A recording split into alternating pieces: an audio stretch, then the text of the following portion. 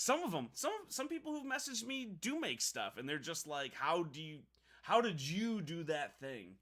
And I get that. I know the vibe I put out. For some reason, I'm like the dorky Teenage Mutant Ninja Turtle that can't make stuff, right? That can't do stuff that way. But like I was in corporate America for a decade. I have the privilege to be able to get stuff done, and I don't rest on that privilege. When I do it right because I know that not everybody gets this chance. So I take it very seriously when I do. And I happen to be really lucky to be able to do this. So I'm not going to let anybody down. I'm going to make it happen, you know?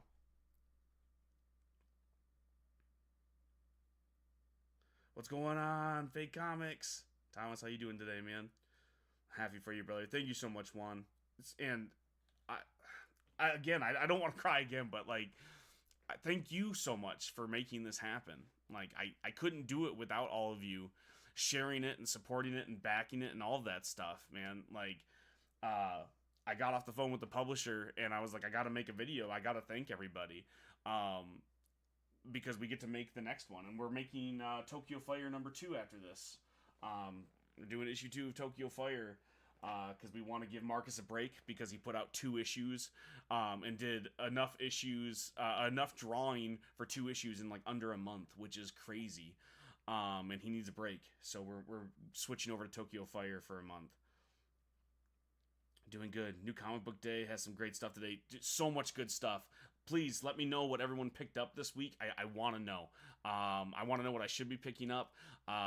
My son's been having kind of a rough week at school, so I wanted to surprise him. I'm going to take him to the comic book shop. We're going to get some new Dogman. My daughter is a big avid reader, so I'm going to get her the new Babysitters Club. But they've also been jumping into single issues for like the first time. They've never really done that except for indie comics. So I'm taking them, and so we're going to celebrate, and we're gonna go get some comics for the family. Nice. Johnny has Tokyo Fire on his desk. Oh, that's so cool, Emily. Like, that means a ton. I have so many of your books in my apartment. They're not just on my desk. They're on the shelves. They're everywhere. But have you read Tokyo Fire? Or are you just awesome like that? And you're like, I don't need to read it. You're cool. And if you did read it and you hated it, please just lie to me. I'm a raw nerve today. My Emily reads my stuff and she likes it, but I think she likes me more than she likes the art. So I would love to hear from a neutral Emily. Finally paid for Demon Cop issue 2 cover. Juan, that's so awesome! Dude, I'm so excited for you. I would love to do some art. Maybe if you need like a pinup or like an art print or something, I would love to do something for Demon Cop issue 2 if you're looking.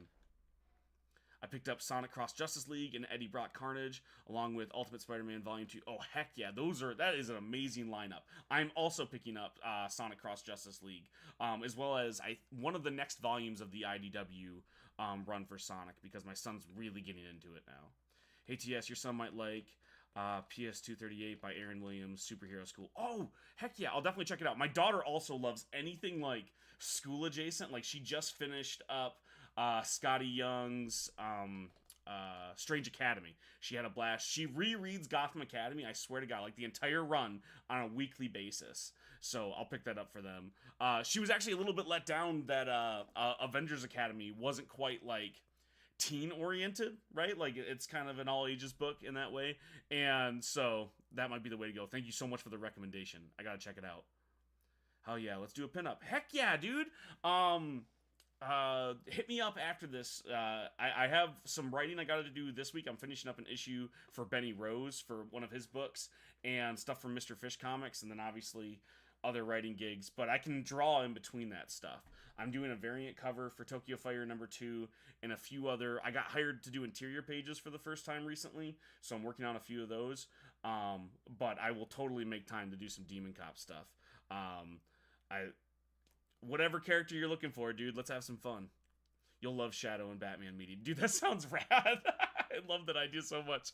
I just rewatched Sonic 3 with my kids, because they love the Sonic movies especially, and they're going to be hyped for that, because they've also started to fall in love with the Batman the Animated Series. Like, my daughter loves all the Gotham adjacent stuff because of Gotham Academy, but she had never really read anything Batman. So we've been watching the Batman the Animated Series, and she's been reading Batgirls. I don't remember who the writer is, but it was the run that Jorge Corona did with, it was like Orphan and the other Batgirl. It was like Cass and Stephanie, and they're working for Oracle, and they're like their tower got blown up. So she's been reading that line. So they've been falling into that Batman hole, which is really, really rad. I'm excited for them to check that stuff out. I have not read yet. I'm so behind on my comics. I still have a couple of Avena comic books to read. I will, though. I appreciate the honesty. Please let me know if you read it and if you like it. And it's so funny that you say that. Like, my wife, I write so many things, and it's the same thing. Like, she'll get around to reading it, and it's like 6 months down the line. She's like, hey, I finally read that issue of that book that's never been published that you set on my desk. It was good. I liked it. Why did you do this, and that? But it hits me with the critiques. But it takes like forever for her to get to it because she's also busy and reading all the other stuff. So I'm glad to know it's not just me that happens to. She still is my biggest fan, but she's a fan of me, not necessarily always of my writing. Did you get my email? I sent you one a few days ago. I might have got it, but I don't think I've read it yet. Let me earmark it real quick. Did you send it from your personal email? Yep, got it. An idea and pitch, got it. I will check that out when I leave today. Let me send it to my phone real quick so I don't forget. I also have another one for Taylor Comics. I'm gonna say like, hey, remind me, like. Everyone here can remind me later, but I have another one I need to read too. But I will definitely read it one. Do you want me to draw something from this pitch? I'm just like looking at it and I'm like, ooh, slasher stuff. I could draw some slasher stuff. But it would be more helpful for you if I did a Demon Cop pinup, I think. Yes, our 4-year-old got into Teen Titans and he loves Clayface in the animated. Yes, that was my daughter with like same thing. And she loved that Clayface and Penguin had popped up at parts in Gotham Academy. I haven't read all of Gotham Academy, so I don't really know the story. But we were reading Batgirls and they went to the Iceberg Lounge and there was like a few cameos from Penguin and Clayface and a few other characters. And then my son started talking about Teen Titans, and it's just been so cool seeing them fall in love with these characters, which is always the hope as like a nerdy dad. But like you can't push it too hard, right? You gotta let them find it on their own and just kind of point them in the right direction and cross your fingers. Because listen, if my son just loved football, I would love him and I would buy him the footballs and I would take him to the games. We'd go see the Lions. But I am so thankful that they do love nerdy stuff because that's the thing that I can dish about, right? I don't have to learn more stuff. I already know it all. So when my son comes running up to me to tell me about Teen Titans or Power Rangers, I'm like, dude, we can have an hour-long conversation on this. When my daughter's discovering the different parts of Gotham, I can be like, listen, but have you ever heard of like the Court of Owls? And I can start telling her little bits of that story, and she's fascinated, you know? I wish more Sonic comics were like this, to be honest. It's a breath of fresh air.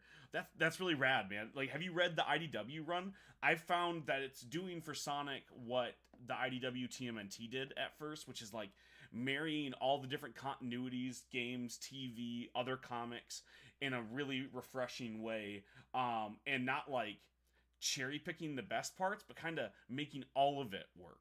And I really, really enjoyed those so far. Again, I'm a little bit biased because Sonic comics were one of the first comics I ever had because Archie Comics were printing them, which means that they were at like the drugstore in my really, really small hometown. So I fell in love with the Sonic comics really early on.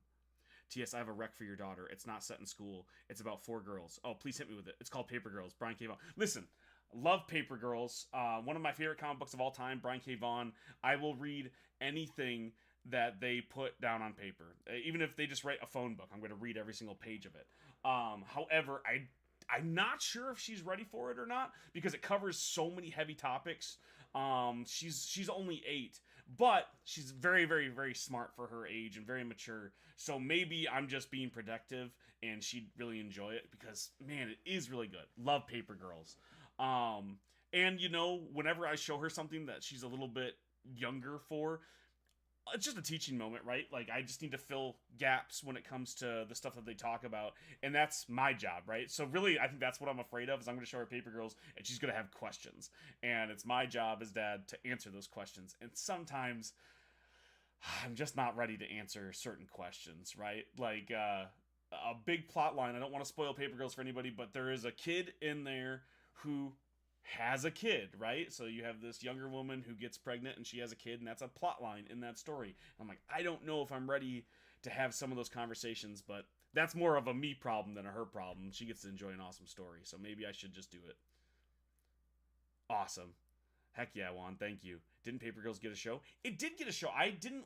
I watched the trailer. I don't think I ever ended up tuning into the full show. I think it only got the one season. Um, I don't know. Let me know if it was good though. Never got a chance to check it out. The casting seemed really cool at the time. We'll talk more about it later. Heck yeah, we will. It did. Canceled after one season. Well, there we go. Dang. It's always how it goes. And Brian K. Vaughan has like the hookups. He worked in Hollywood off and on, still does quite a bit. So if he couldn't make that show work, it kind of makes me sad because I really do think Paper Girls is a masterpiece. Oh, I just ordered the Deluxe Sonic. I don't know, Volume 1 at work. Oh, heck yeah. Was it the IDW run? Because I'm really, really enjoying it. Be careful, though, Emily, when it comes to the omnibuses. If you get the large omnibuses, you're fine. But IDW does a really bad job with whoever they're printing with when it comes to their smaller omnibuses. I'm going to go grab one real quick.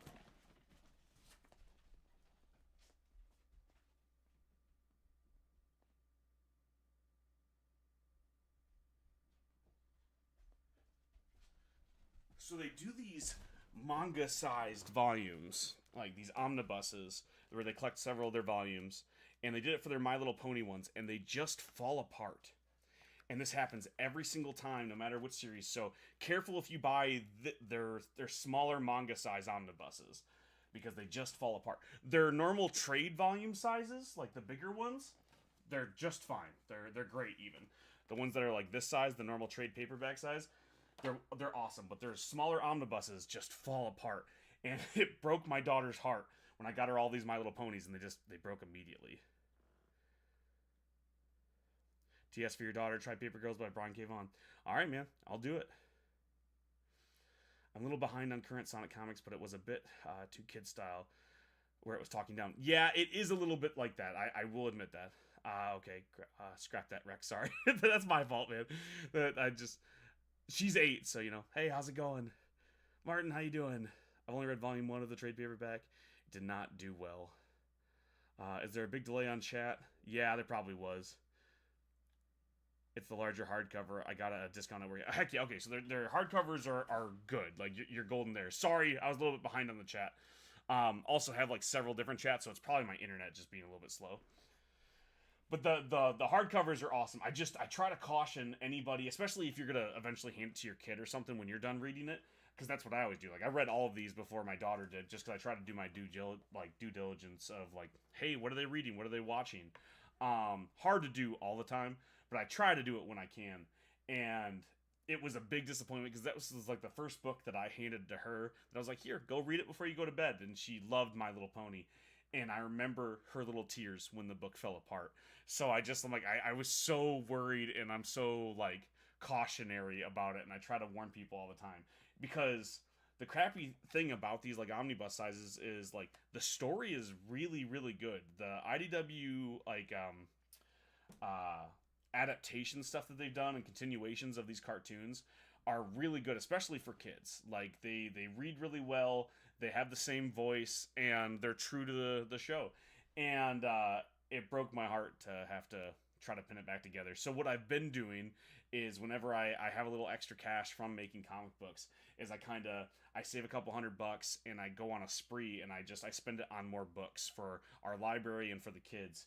And I've been replacing these omnibuses with the actual individual volumes, which is way more expensive, and it's taken me a long time. To the point where she started to grow out of My Little Pony a little bit. But she loves having them. It's nostalgic. And my niece now, who's 3, is getting into My Little Pony a lot, so I can let her borrow them too. Replacement Rec. City of Dragons by Jamal Vogus. I will check it out. City of Dragons. I will add that to the list. John Avina had recommended Amulet, so that was what I was going to pick up for the kids next, as well as my daughter loves Raina Telgemeier's Babysitter's Club, but she, for some reason, I think it's just because I recommended it, does not want to read Smile by Raina Telgemeier, so I think I'm just going to buy it, put it on the shelf, And if she gets bored and interested, maybe she'll find it on her own instead of me like recommending it to her, right? It'll be like different if I do it that way. That version of My Little Pony, great. The TV show, the comic, I made Johnny watch before we had a kid. Oh, that's so amazing. And I hear that all the time. I was so hesitant because like I had never, I didn't know anything about My Little Pony growing up. And then like when I was in high school, there was a lot of those like brony dudes, like dudes who I would hang out, play Magic the Gathering with, who were like, oh, I love My Little Pony. And I'm like, I don't know what this is about, but I'm not interested, and I'm a little bit weirded out by it. And then when I started having kids, and my daughter, she loved ponies and fairies, anything pink, and of course, like the natural thing was to show her My Little Pony. So I did that, and so I started watching it with her. I'm like, this show is great. It's hilarious. It's fun. Good messages. And then I was like, well, how good can the comic book be? The comic book is better. It's written for just like a slightly older age group. Like, so if you were done watching the show, you could keep reading the comic books. And I was so impressed with it. I've followed like every single artist and writer from these books, and they're all awesome, have some amazing like presences on TikTok. One of the people who does the covers redraws a bunch of stuff here on TikTok, and I definitely recommend them. Another rec for her, Lily Half Moon by Xavier Bonet. It's a witch school. Oh, witch school. Now you're speaking her language. That you've said like all of the correct keywords. I work at Barnes & Noble, and I can help with all the recs. Oh, please, always hit me up with the recs, especially for the kids. Like, for me, it's hard to necessarily recommend me something. You can just say a thing, I'm going to read it. I try to read everything I can get my hands on. So you can recommend it to me, but it just gets onto the list because I'm going to read everything. But for my kids, I love all of the recs because they don't really love chapter books yet, so the only thing I can get them to read is comic books and graphic novels. And while there's a ton of them, they get into really specific moods, and they will only read a certain thing. So I have to have a big enough list, so as soon as they're like, Dad, I kind of want to read something fantasy oriented, I can go, okay, I got something for that. Here's Amulet. That's what happened yesterday. My son right now obsessed with Dogman and Captain Underpants and anything like Dave Pilkey, and along those lines. So I picked up like as many of those as I could, as well as what was the book? Diary of a Wimpy Kid. I thought that was more of a graphic novel. It's not, but maybe if the mood strikes him, he'll check it out. I got into MLP on accident because my dad was trying to mess with me. Got you hooked. That's how they get you. There's also a series called Hookie. Your daughter would probably like. I will add that to the list. Hookie. Ooh, I see witches. Oh, yeah. I can see that being a thing. Manga art style was a webtoon. All right. I will check this out. And it looks like it's age appropriate, too. Sometimes you got to be careful with webtoon, right? Your son would probably like Investigators. Let me tell you about Investigators. They love Investigators, as well as Agents of S.U.I.T., the spin-off comic book. So, yeah, already very big in our household. But they love them, but they're targeted at a little bit of a younger reader audience, like readership. So they read them like that. So, like, I'll buy it, and they'll finish the entire graphic novel in, like, an hour. And now I'm like, all right, that was $12. It's awesome. I love that they read, but like trying to keep up, Jay Anderson Art says, I'm still committed to drawing the Speedster. I've been studying hard. I'm excited to show you the new stuff. Spiderwick is a great step up. The art in the book is what inspired me. Oh, heck yeah, dude. Like I will definitely check out your art print stuff whenever you're ready. No worries, man. I appreciate you still wanting to draw stuff. And Spiderwick, the Spiderwick Chronicles, right? Is that what it's called? I'll add that to the list. I didn't read those ones when I was younger, so I'm not as familiar. I know the name. I've seen the covers at like the Scholastic Book Fair stuff, but I've never actually read them. If he likes Dogman, he would like G-Man by Chris Geruso. Oh, thank you so much for the likes, dudes. I will add that G-Man. Let's add that to the list. You guys are awesome. Thank you so much. Superhero kids. Oh, heck yeah. Heck yeah.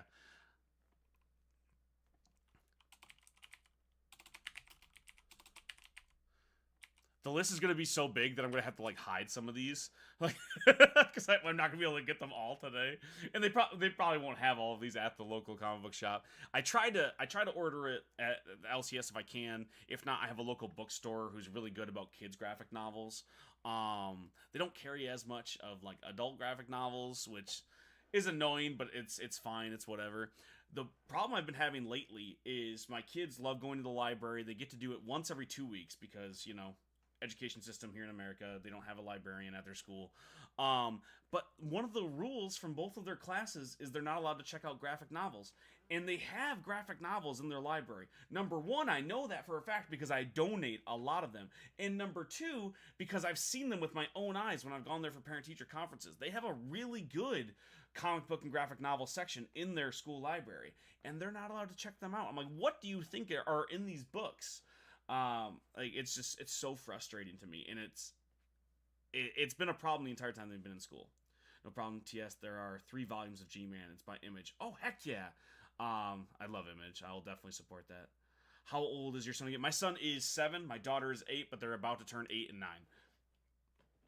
Why is it that Dogman can be silly 1 minute, but gut-wrenching the next? Dude, I don't know, but I watched the Captain Underpants movie, and I watched the Dogman movie with my kids recently, and I read all of the Dogman books with my son, and he reads them on his own too, but he loves them so much, and that's why I love getting these recommendations, because I think some parents are like, well, comic books are fine, but like it's just schlock.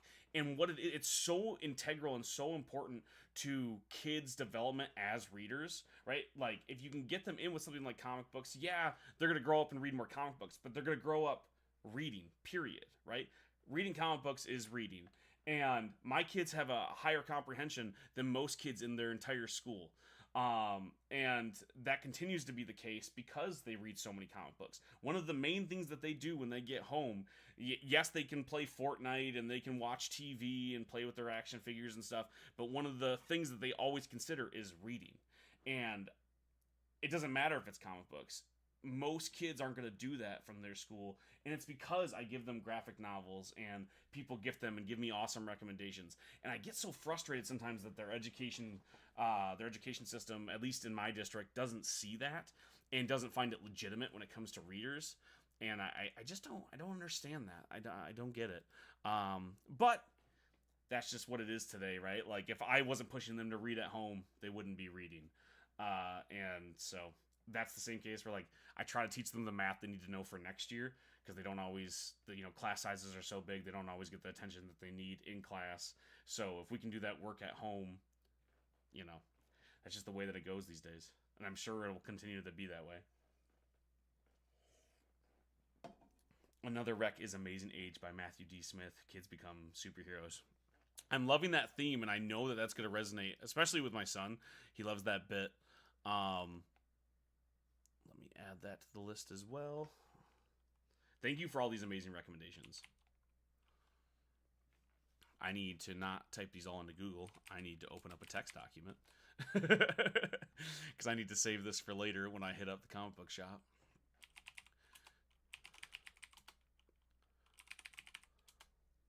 I need to scroll back up. You're just a cool guy, T.S. Thank you so much, Comic Talk. You're a cool guy. All of you guys are awesome. I'm just a dad, right? Like, that's half the stuff when people come up to me where it's like, oh, you're doing a good job. I'm like, no, I'm just doing a job, right? Like, the bar is on the floor, sadly. Not just for parents in general, but especially for dads. Where, like, it is that classic thing, like, when I take my kids to the park or whatever, it's like, oh, look at that dad. It's like, I'm doing the bare minimum spending time with my children. And I want my kids to grow up to be somebody that I don't dislike. And that means them having good taste in reading. And that means them being not goobers and being smart enough to hold a conversation. That's my main goal, is I don't want them to be bigots, fascists, and I want them to be fun to hang out with. If I can do those 3 things, I think they're going to be okay. There was another witch school book that was recommended that I didn't write down in time. If anyone can remind me what that recommendation was, I would love it, so I don't miss out on the chat. Amazing Age. It was published by Alterna Comics, now published by Saturday Comics. Heck yeah, dude. I will add it. And I love Alterna Comics. They were one of the first people to ever give me a no, but give me a no with a critique and like help me understand why they didn't want to publish my book. The book was specifically Tokyo Fire, which has been one of my best-selling comic books, period. But the first person I pitched to, the first place, was Alterna Comic Books, because I loved their stuff. And they were really, really kind and really nice. They gave me some critiques that didn't necessarily work, but they explained that that's not the type of book that they publish, right? They're not publishing for the trade. They don't necessarily want it super serialized. They want people to be able to buy that one and be done. It's okay if you do another one in the series, but they want it to be a pretty contained story. And then they told me the things that they did like about my book. And I thought that was really, really cool. And so I will always lift up Alterna Comics. If you can find them, sometimes they are still out there. Wild Wings Club. Okay, I just saw that. I couldn't find Volume 1. At my it's called Secondhand Charles, which is like a used bookshop that, you know, does consignment stuff. And they had every single volume but the first one. And I know that she liked the cartoon. Obviously, I didn't show her the like Netflix gritty reboot thing, but Lily Half Moon. Okay, yeah, I'll add that.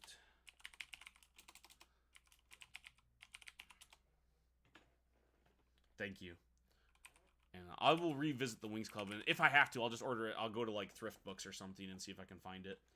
Or maybe if it's still in print, because I think they reprint it, because I think it's Disney owned, right?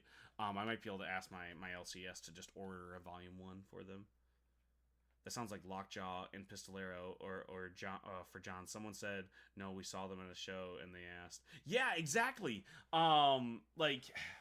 One of the things that I noticed between me and John, like when it comes to the stuff that we were writing, is not to toot our own horns a little bit, but we were a little bit further ahead than what some of the smaller publishers were looking for at the time, right? Like we were writing books that you would see at a larger publisher, but we weren't going to get the chance to pitch it at Image or something like that.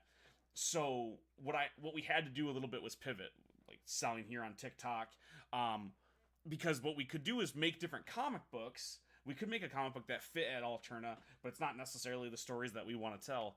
And sometimes you got to do that anyways, but it was a learning experience. And again, I started to get some really cool feedback from some of these places, from like editors that shouldn't have taken the time of day to get back to me, right? Like, again, I was a nobody. And they were so kind with their feedback, and they were saying really nice things about my stuff. Like, hey, this is good, but we can't sell it because nobody knows who you are. And they were the ones that pointed me towards crowdfunding. Like, hey, go prove yourself, basically. And I will always be thankful to all of those editors, because I never thought I would get the time of day.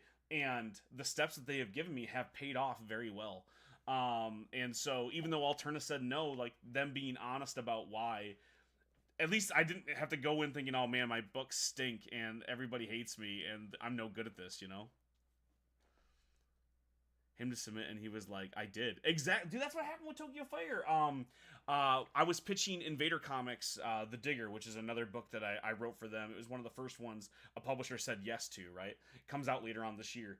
And I had pitched them Tokyo Fire before, and they're like, I don't think it's what we're looking for. And I had gone in to pitch them The Digger. We were in a meeting, and one of them that was working there was like, you should have pitched us Tokyo Fire. I saw that book, it looked really good. And one of the other editors on the panel of people that were kind of like interviewing me were like, he did pitch it to us, you goob. Like we didn't want it at the time. It was a good book, it just wasn't the right fit. And it was really funny to see like that thing happen in real time. But that's how it goes, especially once you kind of show off, because sometimes they're saying no and it has nothing to do what the book is. It has everything to do with who you are. And that was a learning experience, because you could write the best book in the world, but unless you hit people at the right time, at the right moment, in a time that they want to take a chance on you specifically, it does not matter. And that was something I didn't know going in. T.S., do you have any love for public domain superheroes? I love them, love them, love them. I don't think that it's as viable these days, because people don't care in the way that it would be helpful to have a public domain character, right? Like we see like Golden Age Superman, like original Superman, that version of him entering the public domain. You could make a story with that, but do people really care now that you have that? It's the same thing with like Winnie the Pooh entering that and people going, well, I'm going to make a horror movie. It works for that shock and awe. It works for that moment of, hey, you've heard of this thing, maybe you'll like this thing. But at that level, the things that are in public domain and the way that we consume media right now, it doesn't have that same cachet. People aren't going back to find out what worked before unless you're already so into media. And if you're already so into media, you're okay with taking a chance on a new thing. So, trying to think of something old. Okay, Flash Gordon, right? Not in public domain, but let's say Flash Gordon or Shadow or the Phantom. I could be able to do that if it was in public domain, but the same people who would go, oh, I love that because I've seen the old serials or I've listened to the radio play and I find that really interesting. My dad's dad would tell me about it. Those are the same people that are just going to try out Tokyo Fire. It's the same audience, so there's not as much to be gained. That being said, as a writer, it's really fun to see those reimaginings. Like, I'm so excited for the new Captain Planet reboot that they're doing in the comics. I love the Power Rangers stuff. I love, the Phantom series. I love the Shadow. I love all the stuff that they do with those public domain things, or just like the really old stuff that's not in public domain but should be. It doesn't have that same corporate boost that you would think it is because it's an IP. It's always, let's make a horror movie and it's garbage, but there are weird followings for that. There is. You know how many people that have seen that Winnie the Pooh trashy horror movie who would never just watch just a random trashy horror movie? They just like, oh, Winnie the Pooh. Like, that shock and awe thing works to get butts and seats sometimes. It's not going to work well enough necessarily to make it a giant staple forever, but it's enough to get someone's attention sometimes. Sometimes that's all you need. But specifically for horror, it works really well because that's a subgenre that's really popular. If I just did a crappy horror reboot Winnie the Pooh comic, I don't know how, or not horror, but like adventure comic, I don't think it would do as well. But the second it's horror, people are in. I like the old public domain heroes. The Blue Flame had a series a few years ago. Dude, I remember that. That was rad. Winnie the Pooh 2 B and H was better. Not seen Peter Pan yet. Yeah, same. I haven't seen the Peter Pan yet. Didn't see the sequel. I know they added Tigger to the sequel, and I knew that was cool. I'm a big Winnie the Pooh fan, so when they were doing that, I was like, this is cool. I'm going to watch this, and like, it wasn't good, but there is still like a fun story behind it to be had, versus if you just do like an adventure book or an adventure movie. If it was just like, hey, I could do classic Winnie the Pooh and make a new cartoon of it, and people don't really care. They have the thing already. Also, weird backdoor movies have come to light more since Terrifier blew up. Exactly, and I know like I'm in the minority of some people online because like I watch a lot of like terrible schlocky horror movies like Terrifier, and like really easy to have that 6 degrees separation because like people who made Terrifier are people like us making content on TikTok and places like that. So those people are on TikTok and watching, and I've interacted with some of those people, and sometimes it just randomly blows up because there is such a wide audience for horror that people just will watch it because it's a scary thing. And so if you're going to try to capitalize that as a filmmaker and you can get your hands on something like Winnie the Pooh, why not do that? Versus comic books, there's already such a niche audience for comic books, let alone indie comics, let alone an IP comic or something that someone's never heard of, that there's just not much to be gained by fencing yourself in, like putting yourself in that box of, well, it has to be this because that's what the old IP was. Tigger was disappointing. It's not surprising, right? Like, I was not super impressed by those. We did a horror convention and the amount of Terrifier fans was insane. We were like, whoa. Dude, that's exactly it. Like, I had seen the Terrifier movies before 3 came out, and like just here and there. I like horror movies, and so I watched a little bit of everything. But it was never like gigantic, not within my friends group, not within the people I knew online. But it was well enough known. If you were going to point to like indie horror doing it somewhat successfully, you'd point to Terrifier. And then when Terrifier 3 blew up, and I seen all these people come out of the woodwork who was like, aha, I've been a fan for years. Check this out. It was crazy. I didn't know it was like that. But it makes sense, right? Like, how else would an indie movie blow up like that if it didn't already have such a gigantic, like, cult following, which I know was kind of, opposing viewpoints. But it is like that. You can have a cult following because they're, like, in their, individual caves, but when you see them all group up to come out to support a movie like Terrifier 3, and then it gains a new audience, it's so incredible. And so even if you're not a fan of something as, like, offensive is the wrong word, but like uh, interesting as Terrifier 3, you have to appreciate what they've done on like such a grassroots campaign. Have you seen the Mean One starring David Thornton, Grinch Horror? I haven't. I've never even heard of that. I'll have to check it out. Then if you change the IP, some fans get mad. Exactly that. It's such a catch-22, and it's not worth it so many times. I feel like I'd have an easier time convincing somebody to check out Tokyo Fire than if I were to say, get my hands on the Blade Runner license. But now it's bombastic and silly, and it still has a message about, humans, but also we got goobers in this, and they do funny stuff. It's like people would be offended that I was doing that with Blade Runner. So at that point, it's like, well, why not just make something new? Grotesque. There you go. Thank you. Can you tell that I haven't slept? Taylor Comics, what's going on? I just got your second email. I will definitely hit you up. Mean One came out a few years ago after Terrifier 2. Oh, it's same team, any relation, or just right around that time? But I'll definitely check it out. I've been trying to figure out the next in, because I show my wife some horror movies. She's only recently been okay with trying to watch some of them. She's not a big horror person. She's very easily scared. We just watched Heretic the other day, which was a good time. Not a great time, but a good time, and she enjoyed that. And before that, I had shown her The Witch and a few of those movies. She won't watch Hereditary because I watch a ton of horror movies, and Hereditary scared the crap out of me to the point where I had to take a break. You know the spot I had to take a break at if you've seen Hereditary.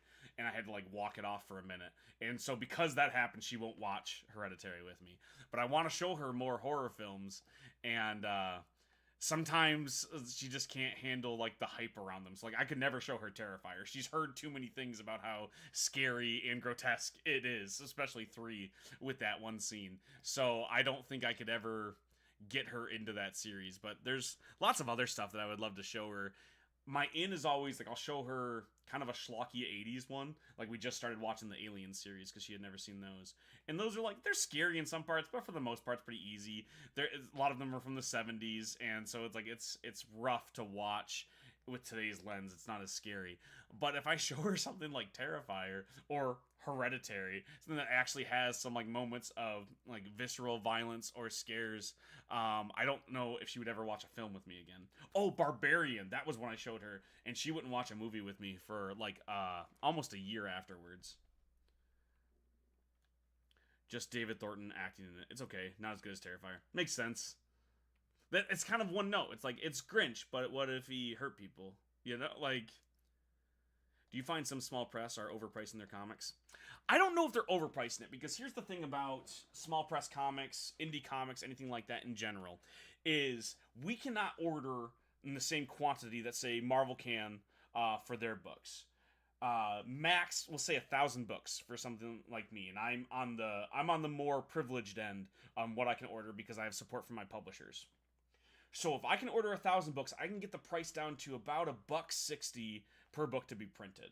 Not that doesn't include anything for it being made, just printed. That means if I sell the book for anything past $1.60, it's a profit, right? Most people can't do that. Most people can't afford to pay that much to print 1,000 books, so they don't get that discount. They can afford maybe 100 books, maybe 300 books. So they pay way, way more. We're talking $4 or $5 per book printed. And if you're paying that kind of price, you have to charge more than that to make any sort of profit for your book. And that doesn't include getting variant covers done, so like the cover costs more, so you have to charge more for the book. So we're just dealing with different numbers than Marvel or DC or Image or what have you. So they have to charge more in order to afford to make the next book, right? So they don't go broke doing it, which is really easy to do. So I don't think that they're overcharging for it. It's just that we need to accept that indie comics often cost more than, Marvel comics, Mad Cave, Image, Boom, etc. I get to be lucky where like I don't necessarily have to make money off my comic books. I just need to break even. A lot of the publishers that I work with, a lot of my own stuff, it's just a break even model. Did the artist get paid? Did the letterer get paid? Can we afford the printing? Perfect. That's what we need to make. So I only charge $5 for my comic books.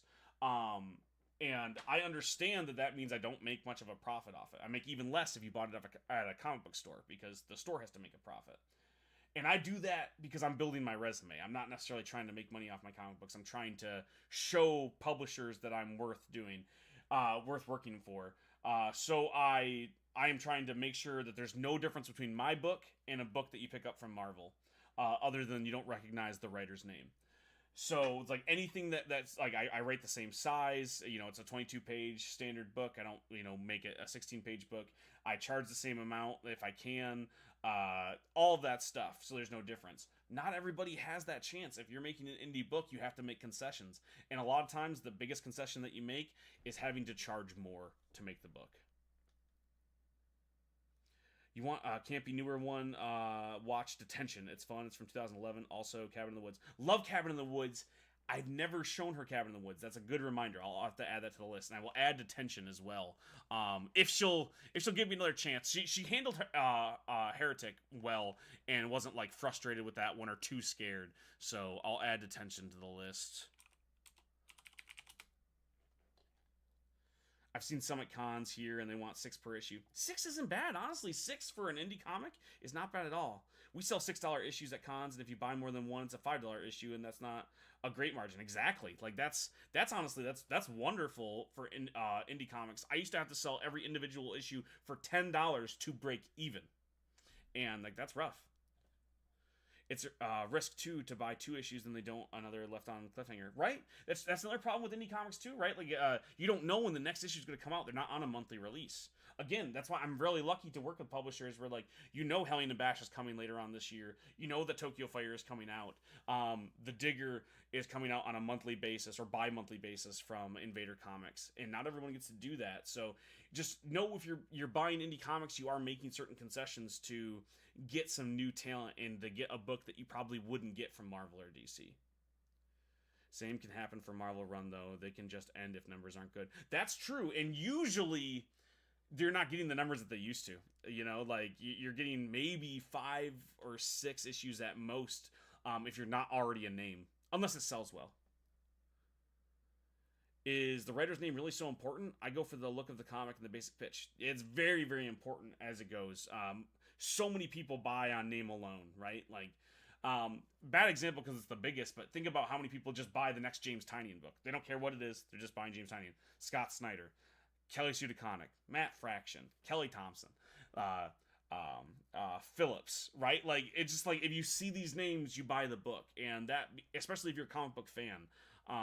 So, like, that's just how it goes. It is important.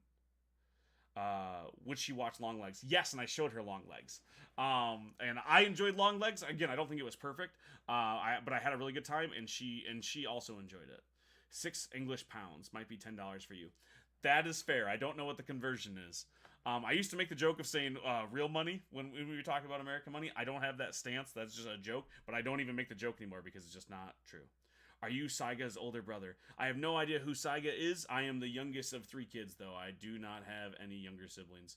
My older brother is like 14 days older than me. Obviously, it's my adopted brother. But that's the closest I have to a little sibling. But no, I am not anyone's older brother. Unless this is some anime character that I sound like, which has happened before. Tell me which anime to watch, because I'm clueless when it comes to it. I've just been watching One Piece for the last decade. A lot of amazing indie creators don't get a chance because they aren't known. 1,000%. That was what happened with those editors. Like, again, not to toot my own horn, I had sent in these pitches, and the coolest comments I got back were like, listen, you write like you've been doing this for a long time. You're good at this. But we can't sell this book because no one's ever heard of you. That's a direct quote.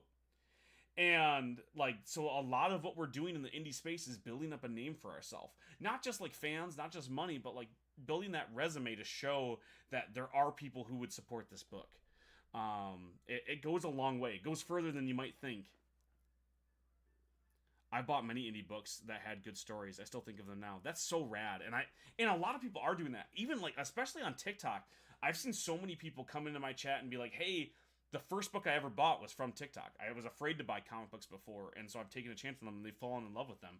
Whether they're reading Avena comics, or like Ace Blade, or Mr. Fish comics, or Lucky 33, or a T.S. Luther original, right? Like, they're taking a chance because it's a safer space. They don't have to worry about the continuity and the high numbers, and also the convenience of just being able to click on the TikTok shop or whatever. and it's really special. And I'm seeing more people get into it. The problem is there's way more chances to make a comic book these days, which means there's more competition. But those gatekeepers are still the same. So you still have less of a chance of actually making money and being able to do this as a career now, even though it's easier than ever to make a comic book.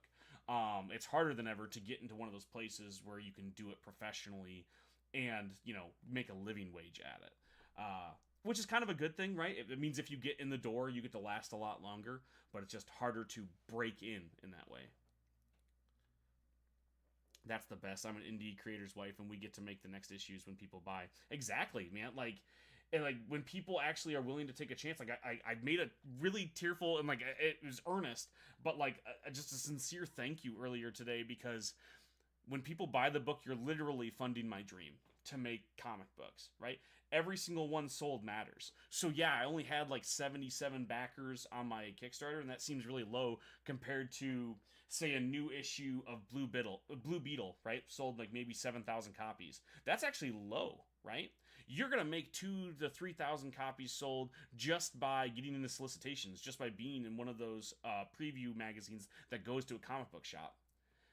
Selling 77 issues, it sounds like nothing to most big publishers, but that was enough for me to make the next issue. That's enough to fund my dream for a little bit longer. And so I'm thankful for everybody. It doesn't matter if you buy it or not. If you went and checked it out, if you shared it, it means the world to me. And you're making it possible for us to maybe eventually get a publisher that can fund more books. So it matters, and our names matter. And there's a reason why I open up every video with, "Hi, my name's T.S. and I write comics," right? Our name being on the book hopefully will mean something eventually. Because right now, I'm going to be honest, it doesn't mean anything. I'm a nobody. When I talk to an editor, they're humoring me. When I talk to a comic book shop, they're being nice when they put one of my books on the shelf. Rec for UTS, Box Office Poison by Alex Robinson. I will check it out. What is it?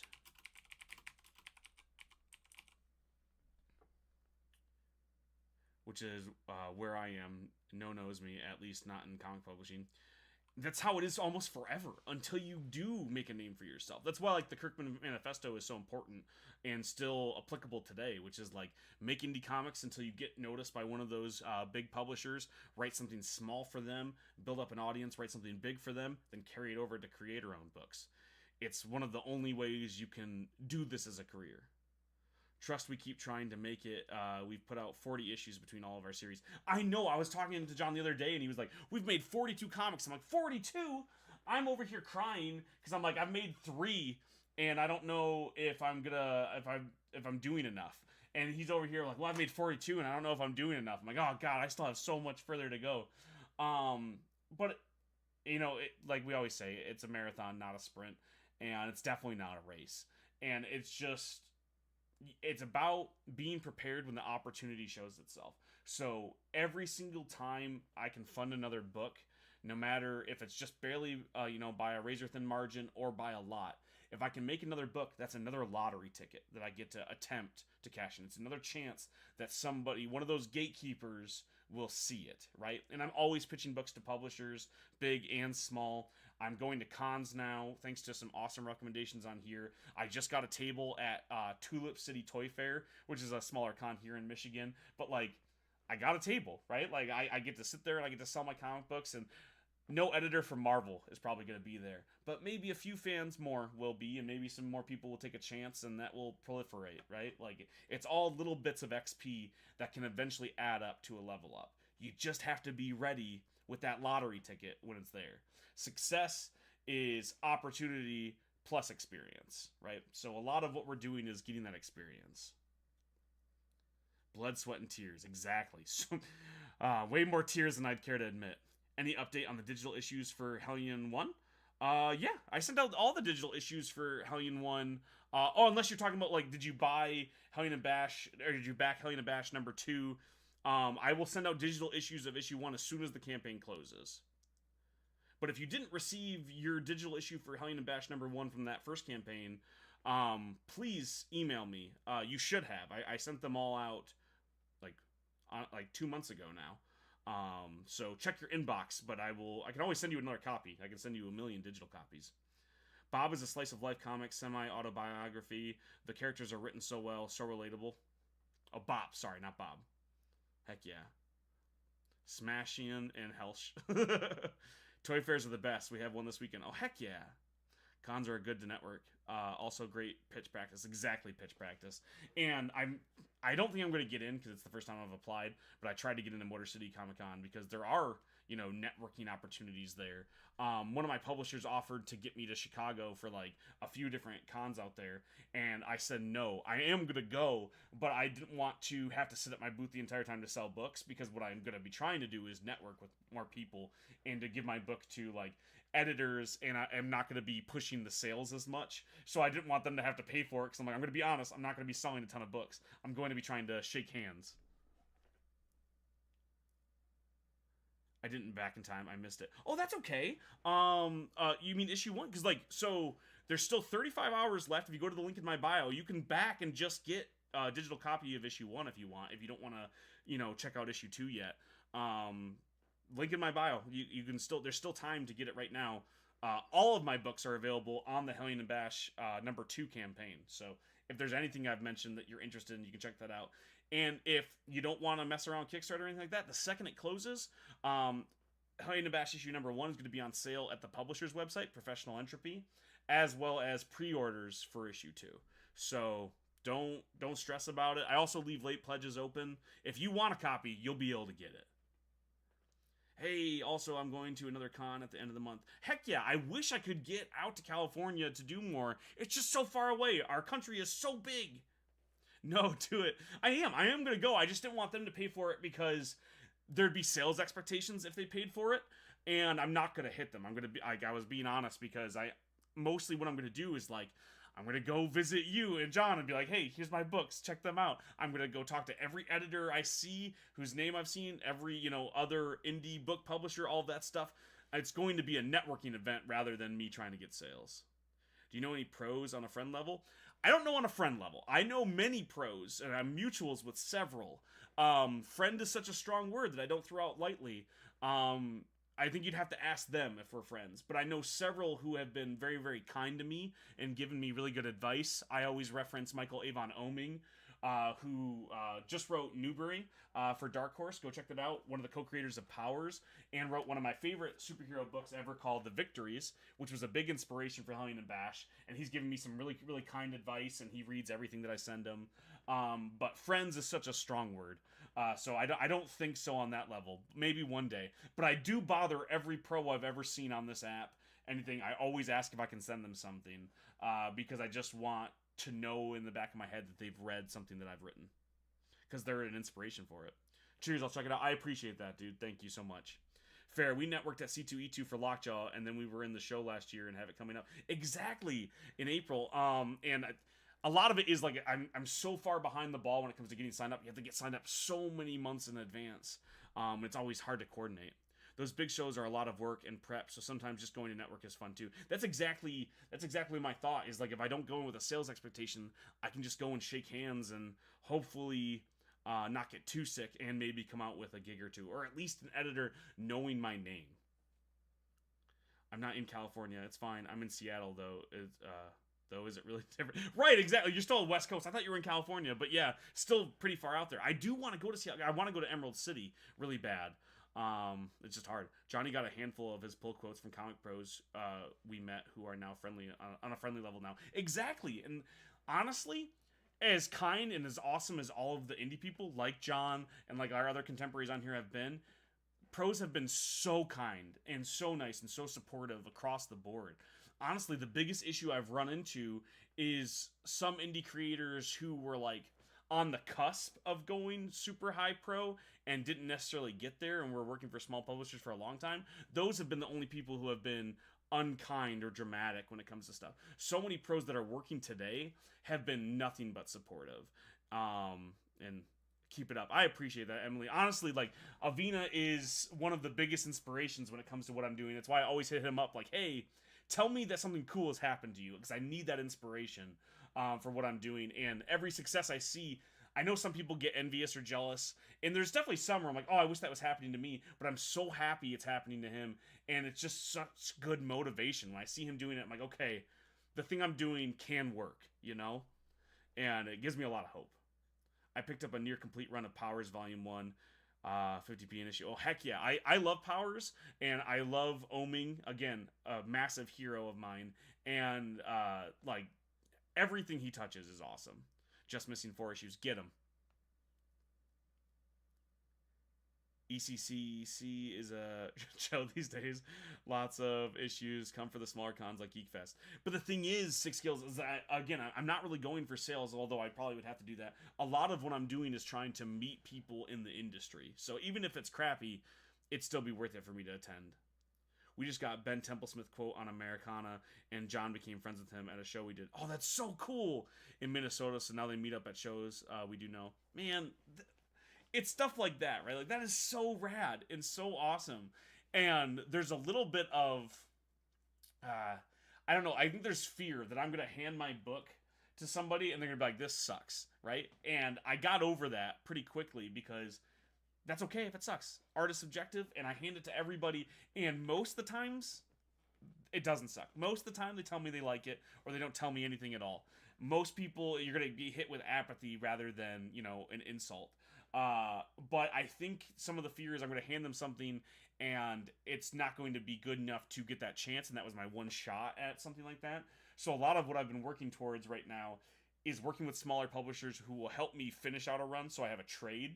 So I'm not just handing them a single issue, I'm handing them a full story, at least an arc worth. And hopefully that gives me more of an edge when it comes to getting a chance to break in. Do it. Don't be afraid to talk to people. Some people will be nice and you never hear from them, but some are super open to further talks. That's true. Like, I always talk about, like, a lot of the pros I've messaged have been really kind and helpful and have given me tips.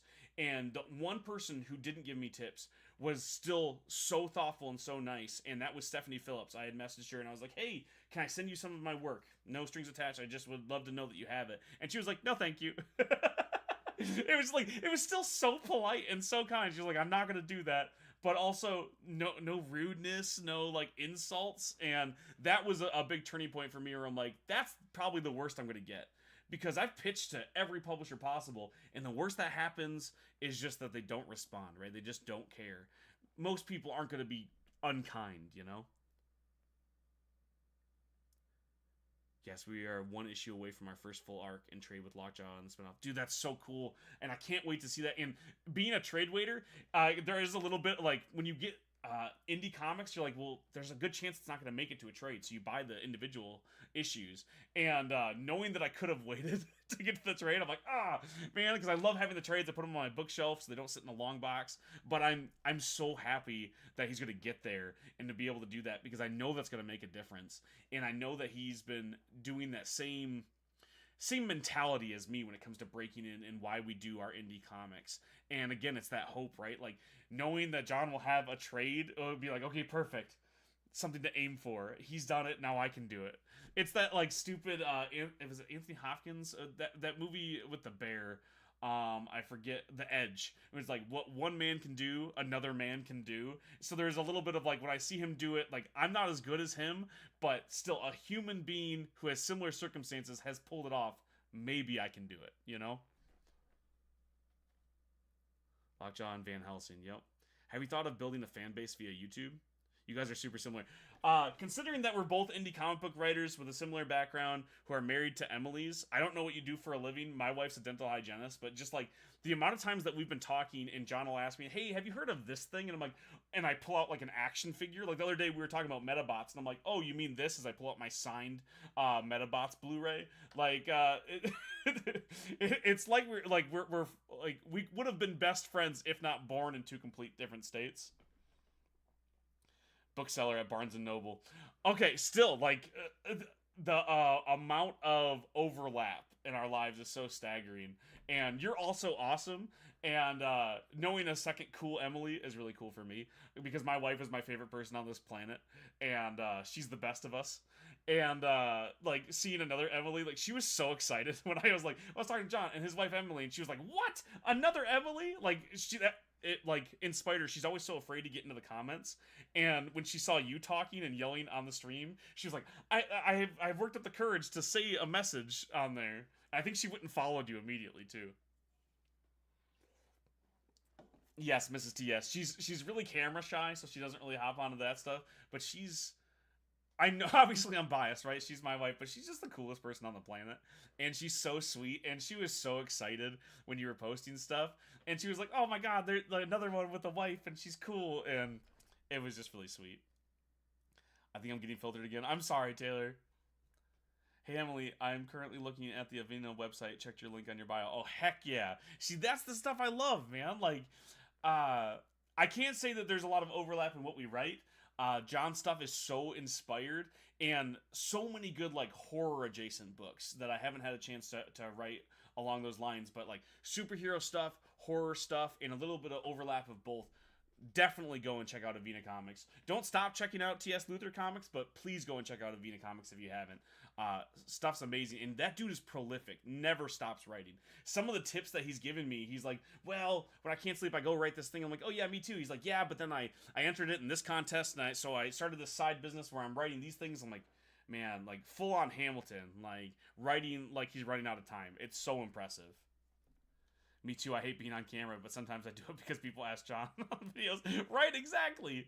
And it does do well.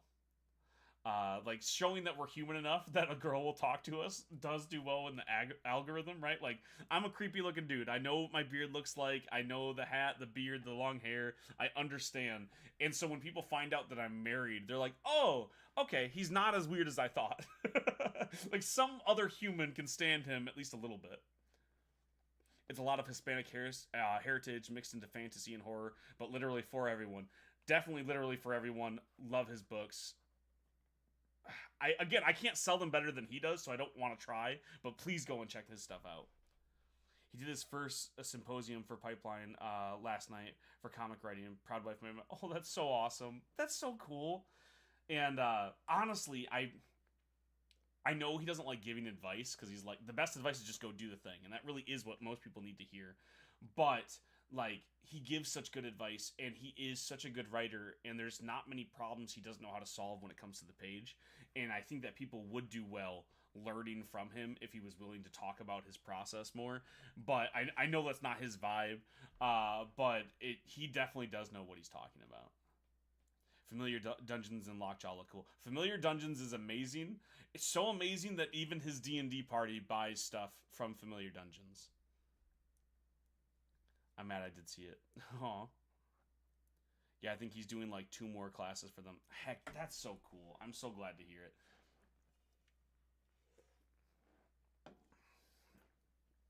Yeah, and like honestly, like it's the least helpful thing. Like I will always offer to like help somebody if they have a problem writing, if they need like a little push, or if they want some advice on a story.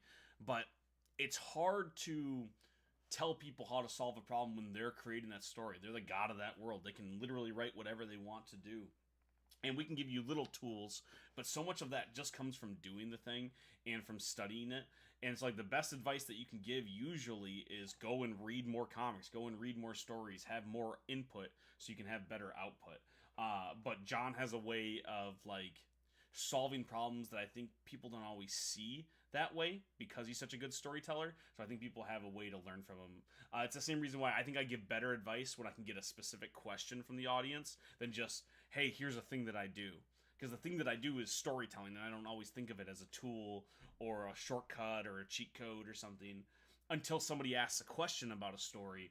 And then I feel like I can give better advice and things that are more applicable to helping people write. But when you need to sell comic books and make content for TikTok to get people to check out your comic books, you have to have some sort of thing. So that's why I started giving like writing tips and comic book tips, because like I got to do something. I can't just get on here and be like, hey, please read my comic book, because then they won't do it. Which I guess, you know, if there's any chance for me to beg one last chance, Hellion and Bash #2 is still live on Kickstarter for another 33 hours. Please go and check it out. If you've already read it, if you have a friend that might read it, if you've seen a weird guy in the street, yell at him about it. Hellion and Bash numbers 1 and 2 are available on the link in my bio. There's also lots of other books that I've created at that link that you can go and check out and pick and choose which one you want to do. I think you're going to enjoy it. It's like Invincible meets Batman and Robin. Who saves the sidekick from the superhero? When a sidekick is being abused by his superhero, and the superheroes are complacent or complicit in that behavior because they're afraid of their world's Batman, the supervillain community has to step up and save the kid. And so the world's greatest thief, Bash, goes on the run with this little kid, and they have to run from the entire superhero community. That's what it's all about. And if you like books like Invincible or The Victories or The Boys or anything that takes a little bit more mature storytelling and puts it through the lens of superheroes, you're going to dig what I'm writing. So go and check that out. And you'll see so many awesome people already have. So you don't have to worry about it getting funded. It's already fully funded. But I'd appreciate it if you at least went and gave it a look-see. TS, do you have a Facebook page for your comic? I have a Facebook page that you can go and check out, but I don't have like individual ones for my comic book. I'm not really active on Facebook. I just don't really use the platform. Mostly I'm active here on TikTok. I have a website. You can go to can'tbekilledcreations.com is my website. It's got all the stuff there. Professional Entropy is the publisher for these 2 books. I'm also on Invader Comics website for my book, The Digger, that's coming out later this year. But yeah, not super active on Facebook, but feel free to share that stuff if you want to. I do public posts from like my personal account. Do you want to see me on Facebook? Is that a place where you're active? Is there a community that you think I would do well to be over there? I'm just not super active on there. I am active on Blue Sky. Sent you a friend request. I will check it out, Higgins Haven. Did you find me? My name on Facebook is my given name, which is Terry Smith. In case you were curious, that's what the TS stands for. It's another thing to use. No, it totally is. And I do post public posts on there, and I share stuff out, and I have like a writer's page. It just doesn't do the same kind of numbers because I'm not as active on there, and I don't use the platform like that. And I found some of the other creators who are active on there not as supportive. They're in it for different reasons. I get a lot of really bad advice from stuff on Facebook sometimes. So that was partly why I had moved to TikTok and Blue Sky. Very, very active here and on Blue Sky. Found you. Mine's MH. Got it. Facebook does so you can link it to your TikTok videos or Insta posts there so you're present. Yeah, that's exactly. I do a lot of cross platform stuff, and like anything I post on Instagram also goes to Facebook, also goes to Threads. I just don't actively use that individual platform. Blue Sky I've been enjoying because it's it's like old school Twitter. I can just kind of post a video or a comment or a link, and people seem to respond well. Nothing's been as special as here on TikTok. I do some stuff on YouTube, but mostly it's, just more shorts from here. I post a lot of my lives to YouTube, so they're, like, archived, I guess. Link, I got you. Oh my god, TS isn't your name. It's not. TS is not my name.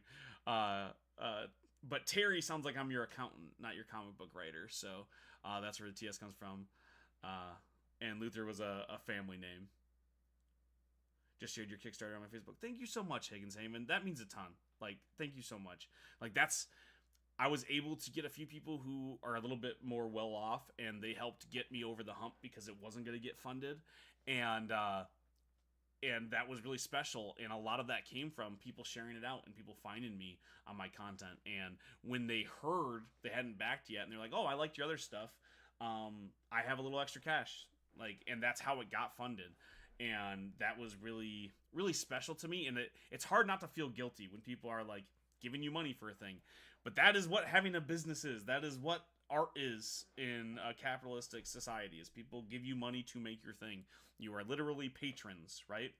And I don't know if I'll ever get over the guilt of that, but I want you to know that I do appreciate every share, every purchase, any bit of support means the world to me. We get the most out of Insta or TikTok. Yeah, same. Like, I think it's because, like, it's the dialogue that can go back and forth. I feel like people are more open to a face they haven't seen before and hearing an earnest, honest conversation versus any of those other platforms need to be a little bit more performative. And if you're not willing to put the work in to become an influencer and to be entertaining in that performance, people are less likely to support you. And I no knock against that. It's just not something that people who are making other kinds of art always have time for. At least me, I can speak personally. I just don't have time to be a better influencer on those other platforms because I barely have the time to make the artwork. I use Meta Business to post to Meta apps outside of Threads. Yeah, that makes sense. I already had Avena Comics liked on Facebook. Heck yeah, love to see it.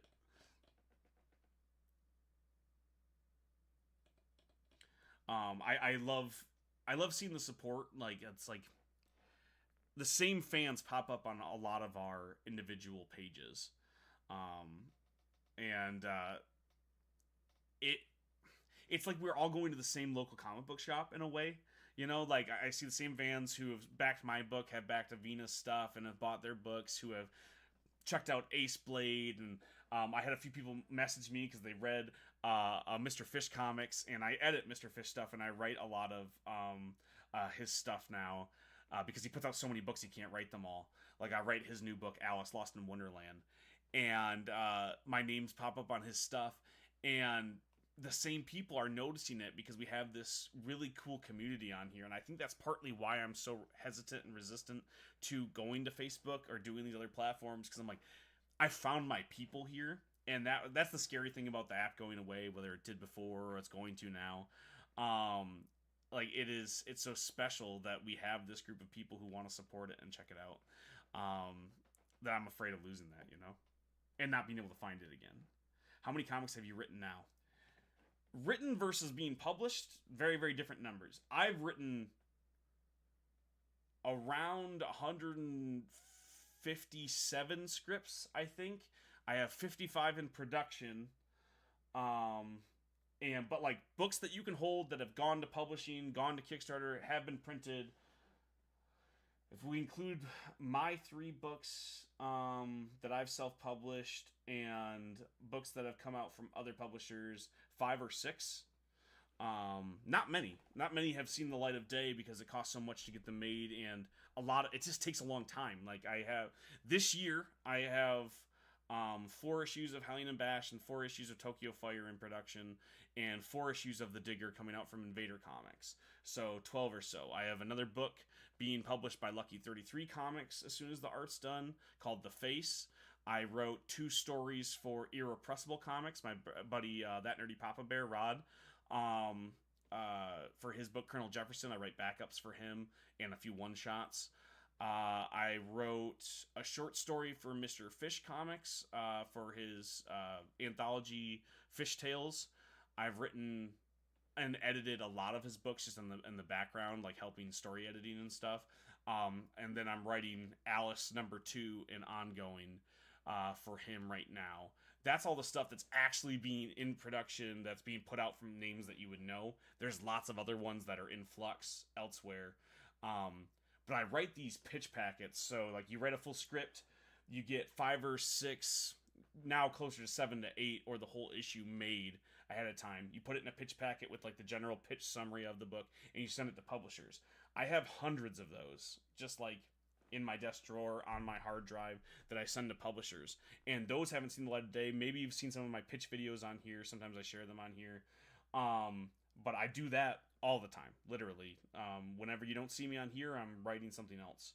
I forgot I'm doing a book for Benny Rose called Dreams of Arcadia. That's coming out probably later on this year. I was just talking to Martin from Cosmic Times. When they get their distribution stuff set up, I'm going to be writing a few issues there. So a lot when it comes to what's in the back end. Just a handful if you're talking about what you can actually hold in your hand. I told Mr. Midlife Crisis the other day, there's this little support group you all have. I love it. That's exactly what it is, a support group. Wow. How long does it take you to churn out one script? It takes me about a week to do a script. A good script. I can write a faster one if needed. And I'll be honest, I can do a better one if I give it more time. But it takes me about a week, start to finish, actually looking at a script and writing it. And that week is like, now it's good enough to hand to other people to either draw, letter, pitch. A week start to finish. I need to get an Avena comic. I have one saved on Global Comics. Please do it. Go check it out. My favorites are Lockjaw, Pistolero, Familiar Dungeons, Devil in the Rear View. All good ones. I haven't read Devil in the Rear View. But Lockjaw and Pistolero are awesome. Familiar Dungeons is probably the best D&D book that's out right now on TikTok. And Thunderstruck, but the artists live in Italy, and she's a busy lady, so issue 2 is slowly going. I want to check out Familiar Dungeons and the Cinema one. Yeah, Cinema Muerte. Cinema Muerte was originally supposed to be a YouTube show with John, me, and his best friend. He was just telling me about that, like, because John does everything. He's, gone to school for cooking, for film, for improv. What doesn't that dude do? But comics made more sense. Yeah, it's just easier to make comics. So I just heard as Little Match Girl isn't going out till 2027. Potentially. It takes a long time to get a book made, dude. Like, just how it goes. Even with funding, writing done, art takes a long time. Soliciting takes a long time. Getting all that stuff into production, getting it printed. It's a lot. Best friend, not boyfriend. I don't share. Listen, it's 2025. They can be both.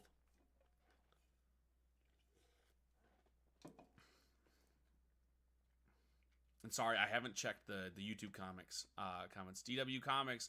Hey, what's going on? I'm so sorry I missed it. I was answering the TikTok comics.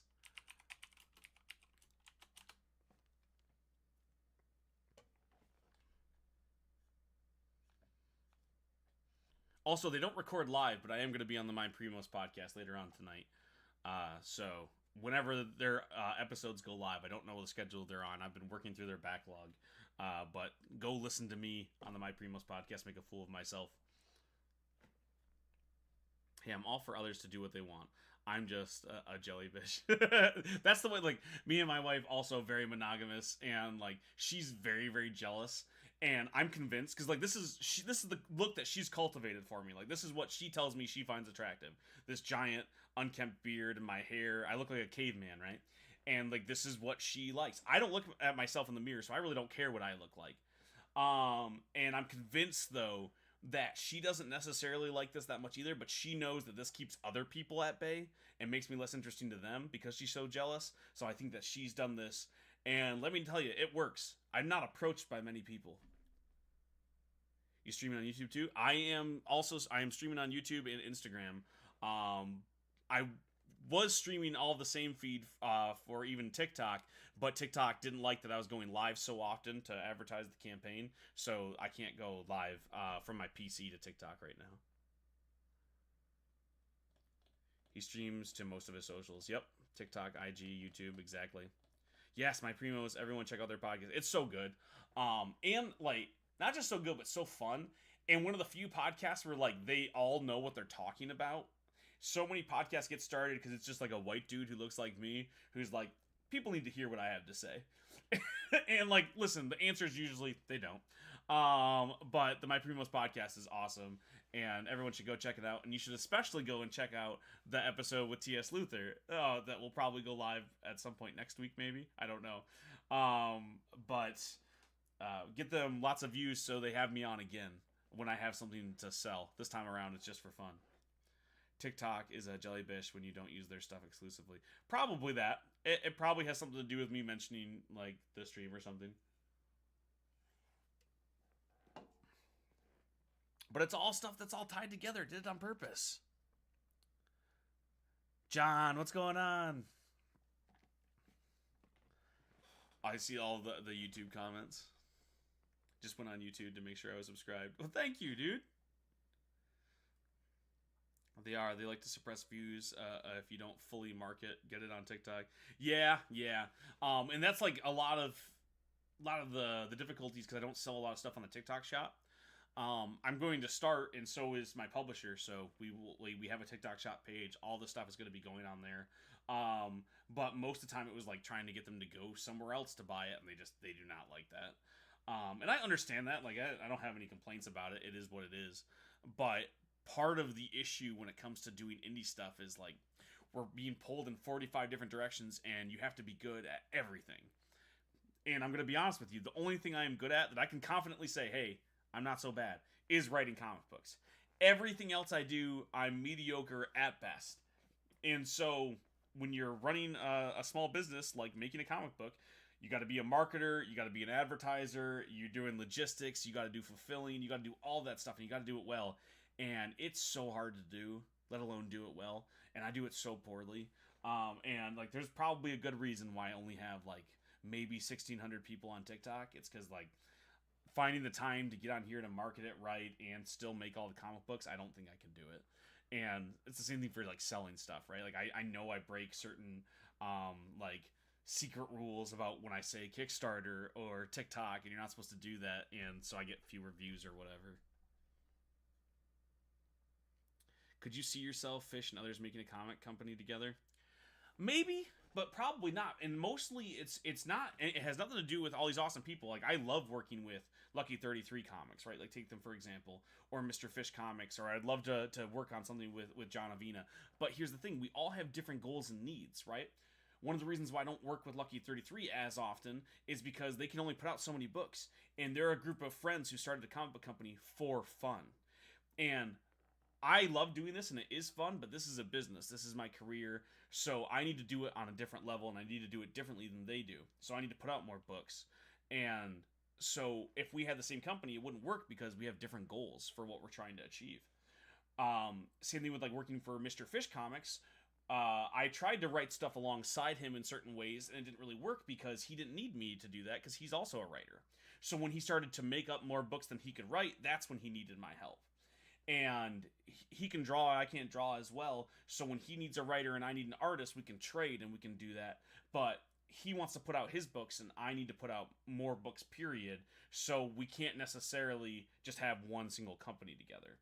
Same thing with John Avina. I love talking to John and I love all of his stuff, but we don't super enjoy doing co-writing, like neither one of us. So there's really not much we could do because we couldn't help each other out because we both write, we don't both draw necessarily. I do some drawing, but not on that level. And so there's not much to be gained to all of us starting a company because we all need to be putting out books to achieve our goals. And we wouldn't be able to all put out all of our books. We're talking 6, 7, 10, 12 books a month. And we can all barely put out one book every few months. So there's just not much to be gained by all teaming up because we all have different goals and different needs. It would be fun though. It did not help for our Bomb Shelly campaign. It was so dumb. Yeah, exactly. That's exactly what I'm talking about. Waiting to do a TikTok shop because we might be gone in April. Yeah, that's fair. Johnny got lucky, I guess. He started with an Magic the Gathering fan base and then built up with comics. That's exactly what he was just telling me about this. Like, so much so that he had to start the new account just to post stuff for fun. And I love that for him. I love that he was able to carry it over. And that's partly why like I don't talk about a lot of other stuff because I don't want anyone to ever be annoyed with me or disappointed because they come here expecting a funny skit and now I'm selling Hellion and Bash #3 or whatever. Like I try to be honest. It's why when I make content, it's like, here, let me give you some comic book tips. So all the people who show up understand what I'm about. I'm T.S. and I write comics, right? It means I'm not going to build that fan base much bigger. But it means everybody who sees it is like, okay, I know what this guy's about. I know what I'm here for. And no one's surprised when I start shilling my comics. And like that's my goal in the end is I just want to make more comic books to build up that resume. Together as a team, less stress on each of you. It doesn't end up really working out that way, sadly. Because like I said, we all just have different goals and what we're trying to do. It's so hard to co-write, especially with worlds swirling constantly in your head. Exactly. And I do co-write with people. It's just not always my favorite thing. Like I co-write a lot of stuff with Fish, but it's also on a client basis. Fish pays me to do that, so I'm assisting him with his dream. If we were to all start a company, it's like because we don't have massive resources, we barely have the resources to make our own books. We would have to pick and choose whose book gets made. And when one person's making a book for fun and one person's making a book to try to get a career off the ground, you're gonna have different priorities. And that's why I've been lucky to work with all these people that I have who have been honest with me and straightforward. And like when I made a book for Lucky 33 Comics, that wasn't because it would really help my career and it wasn't because it would help their company. It was because I love those dudes and I wanted to work with them. Alex specifically from Lucky 33 Comics, Ezra System, I just wanted to hang out with that dude more. So we wrote a book. And like he pitched me the book and I don't, like I said, I don't like love co-writing. So I took that idea and I went and wrote a script over a few weeks and then brought it back to him. And then we got to work on the stuff after the fact. Because it was fun, and that was the thing. I wrote that one for fun, basically. But a lot of the books I do are for specific reasons, specific stories in my head, and I'm trying to sell them to build up that resume. And most of the other people on TikTok have different ideas in mind for what they're trying to do. And there's people on here too that wouldn't gain that much from having me because they're doing it so well on their own. Look at Ace Blade, right? Danny J. Quick does not need to team up with me to make a comic book to sell. He sells so many more comic books than anything I've ever touched. So like he wouldn't need my help. John Avina makes 50 books a year, doesn't need my help selling comic books. He does an amazing job on himself. I couldn't bring anything to the table for that. They could help me, but what's in it for them, you know? Good plan. Yeah, and like that's the thing. Like for me, it's a numbers game, right? It's XP. So I write for most people who ask, most people who pay me. I've been paid anywhere between like $3 a page to $80 per page. It just depends on the size of the project and who can pay and what it's for. And I take most gigs as long as you're not a bigot or a fascist. I'm gonna probably enjoy working with you. I do a lot of ghostwriting on the side as well. I don't like ghostwriting. I charge a lot more for ghostwriting because it doesn't help my career and my name doesn't get to be on the book. And usually it's for stuff that I don't really enjoy, but I'm good at it and it pays, so I do it. I do editing. Don't love editing as much, but I do it and I'm good at it. Especially if you're looking for more story editing, because grammar, I do grammar editing as well. But you don't really need a grammar editor. Like just read a grammar book and you're golden. But what you need is a story editor is to help somebody, that person helps you keep you on track and make sure its story is coherent. Especially if that person's a good writer as well. So I do all of that stuff on the side, and I do offer those services to other indie creators, and I consult on just so many projects that also help me pay the bills. But what I'm really trying to do is work in comics and to get more publishing gigs, and that means it's a numbers game. How many books can I get out that are good? And so most people who ask me to write something, if it's a project I like or they're willing to pay me, we're going to get a book out and done, or at least have a script made. And it's worked for me so far. When those publishers said, no, you haven't done enough self-publishing, I self-published Tokyo Fire, and that got me 2 publishing gigs, as well as me just being able to self-publish a few more books. It also got me tons of indie gigs. Like, I can't even count all the indie gigs it got me.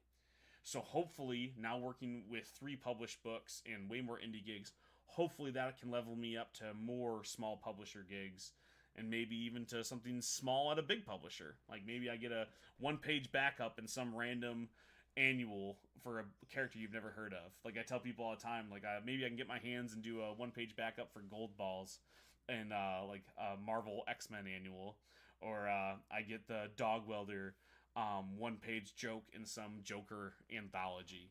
Like that's what I'm building towards.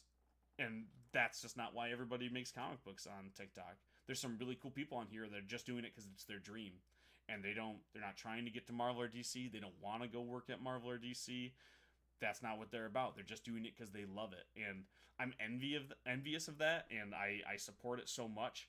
It's just really different than what I'm trying to do. So I wish we could team up on a better basis. We might be able to help some people get through, but it wouldn't make all of the ships go up like you need to if you're on a team. I'm noting this down. I don't know how helpful it would be, but happy to answer your question. I gotta go, man. Catch you later. Thanks for the chat again. No, thank you for the chat. Thank you so much for hanging out. I hope you check out some of the books, and if you do, let me know if you like them or not. Don't worry, I will only cry a little bit if you hate them. That's a lie. I'm going to cry a lot when he tells me he hates them. But, I'm still going to say thank you. And even if someone buys a book and they don't like it, I'm sorry that you didn't like it, but I appreciate you giving it a chance, And to be honest, when somebody doesn't like one of my comic books, I like my comic books, right? There's a certain level of narcissism, confidence, ego, whatever you want to call it, that you already have when you're making one of your books and showing it to other people.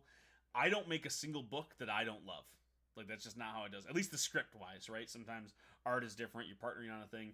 But I don't write many things, especially publish them, that I don't just dig already when it comes to a writing standpoint. So as long as I like it, I'm proud of it, and it's going to go out there. It's a bonus when other people like it. And it's a bigger bonus when people like it enough to give me money for it. Like, that's a special thing.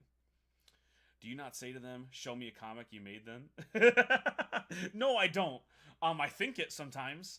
Like definitely. Here's the thing that I say to haters when they come in, they're like, "Your book stinks," or "Man, that's not Marvel, that's not DC." Is I always tell people, I'm like, I hope this inspires you to go make a better book, because again, to be honest with you, I'm not just inspired by the books I love and the books that were awesome. I'm just as inspired by the books I thought were crap and the books that I thought were no good and I couldn't believe this was published. I can do something better. So I put my money where my mouth was and I started making comic books. That's just as much as inspiration. They're just as much to credit. So if my book stinks so bad that you hate it and you feel the need that you dislike it so much to come and tell me, I hope that inspires you to go make something better. I hope you do. Otherwise, you're just wasting your time. I don't care if you don't like it. I'm sorry that you paid me money and you didn't like it, but I don't care on that level. I don't base my self-worth, at least on the negative comments in my comment section. So if you dislike it, it doesn't bother me on that level, truly. But I hope it inspires you to make something better. And because, like, how cool would that be? It's like, oh, my book stunk so bad that they wrote the next Watchmen, you know? Like, that's so cool to me. That it doesn't hurt my feelings at all. Like, I hope they do that. For a challenge, would you rewrite Youngblood 0 to 5? If someone paid me to do it, yeah. Like, I'm not a gigantic fan of the Youngblood, like the '90s stuff when it comes to Image. Mostly, I'm Savage Dragon, Spawn.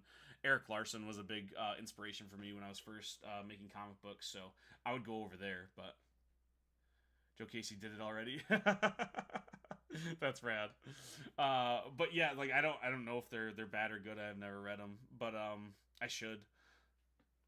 But if I ever got the chance, I'd write anything, right? That's and most people that are on TikTok and that stuff, you got to be honest. Like when I see people who are like, "Oh, I would never write Spider-Man," or "I would never write X character," it's like you're mostly full of poop, right? If you got the chance to work for Marvel or DC, most people would do it. Doesn't matter what they're handed to me, and that's what I always tell people. Like who would you love to write for? Anybody that they would let me. I love playing with other people's toys in that way. But the pitches that I have in my back pocket, I have the big ones, right? If I ever got the chance, I'm ready. But I also have lots of little pitches for stuff that people would go, why not let T.S. Luther write that? And that's more where I put my energy. I just can't afford it. 130 for the trade? Yeah, dude, exactly. That's ridiculous. For 5 issues?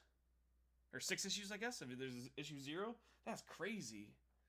They'll give you Jeff the Land Shark. I don't think they would. Jeff is huge. Especially if you follow their Infinity Comics, their webtoon style stuff that's on Marvel Unlimited. Jeff is in every single one. They would definitely not give me Jeff the Land Shark. I could get Gold Balls. I could get Stiltman, maybe. It's either like at DC, like I'm not going to get Batman or Robin or Wonder Woman. Maybe I could get Dog Welder. Or maybe I could get any number of like really, really small characters that blink and you miss it, like Hank, Agent of Hydra, you know, something like that. I could write those small characters. It's a hardback too. Never got it when it came out. Well, hardback, at least maybe that makes sense, but $130 is a lot for 6 issues. I don't care what story it is. You got to be a really big fan, I guess. Frogman. Oh, I would love to do Frogman. I actually do have pitches for Frogman.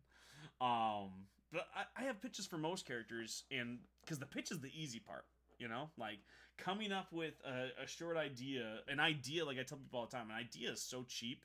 An idea doesn't mean anything. It's all in the execution. I could pitch a million ideas that people would go, "That's dope."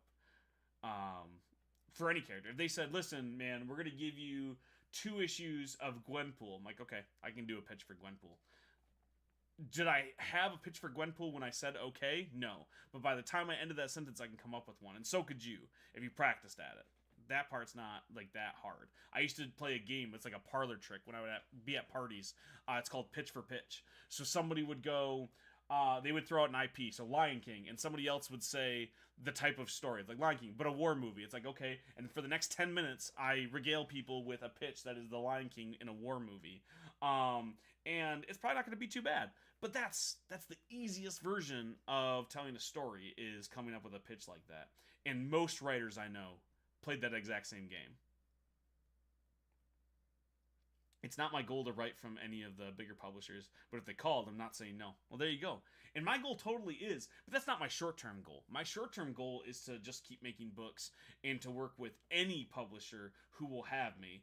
And there's so many really, really awesome smaller publishers, and only smaller by comparison to Image, DC, Boom, IDW, what have you, that are putting out amazing books that are slept on and aren't even really small when you think about it. But like that, and that was the awesome thing about Invader calling and saying we would like to publish a book, because I was actively reading Darla, which was a graphic novel that they published from the director of Hard Eyes. And Werewolves Within, and I had heard about them, and I'm reading this book, and that's when they messaged me and say, hey, we want a book from you. And I'm like, this is amazing. And yeah, Invader Comics is smaller than Image Comics, but it's still bigger than anybody else who had given me a chance. And I think of like Black Mask Studios, Four Kids Walk Into a Bank. So many of their books are amazing, and not nearly enough people have heard of them because they're not Image or Boom or Marvel or DC. And I would love to work with more publishers on that level, so that's my goal right now. At least not right away, that's fair. The Blob versus the Diet. Well, you know that that is not quite how the Blob's powers work, but check out Small Press Argo Comics. I have checked out Argo Comics before. I'm not sure if I've pitched them recently, because I don't believe that they have open submissions right now. I am one of those rare people. Like, again, you probably can hear it in the way that I talk. My brain is definitely spicy. I know most of the smaller publishers, at least some of their books, because that's part of my job, right? Is I hunt down anybody who has open submissions, get familiar with their categories and their catalog, and I try to pitch them a book they might like. And a lot of those smaller publishers aren't open to submissions at the moment necessarily because they don't have the room, they don't have the bandwidth to publish more books that aren't coming from inside, you know? If the call's not coming from within the house, they don't answer right now.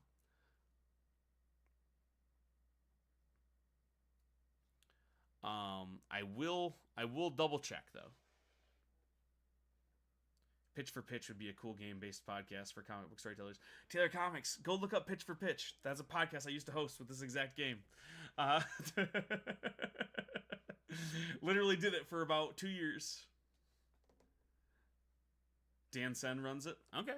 I'll definitely check it out if I haven't already pitched them. I don't think they're taking open submissions at the moment, though.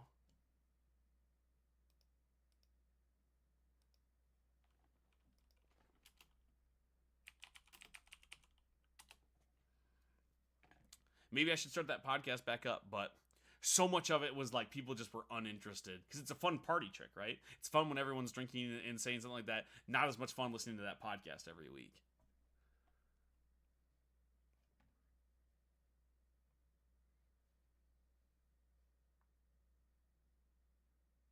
I'm not seeing. Well, they still have their Indie Planet website. Do they have a different website specifically just for the Argo comics?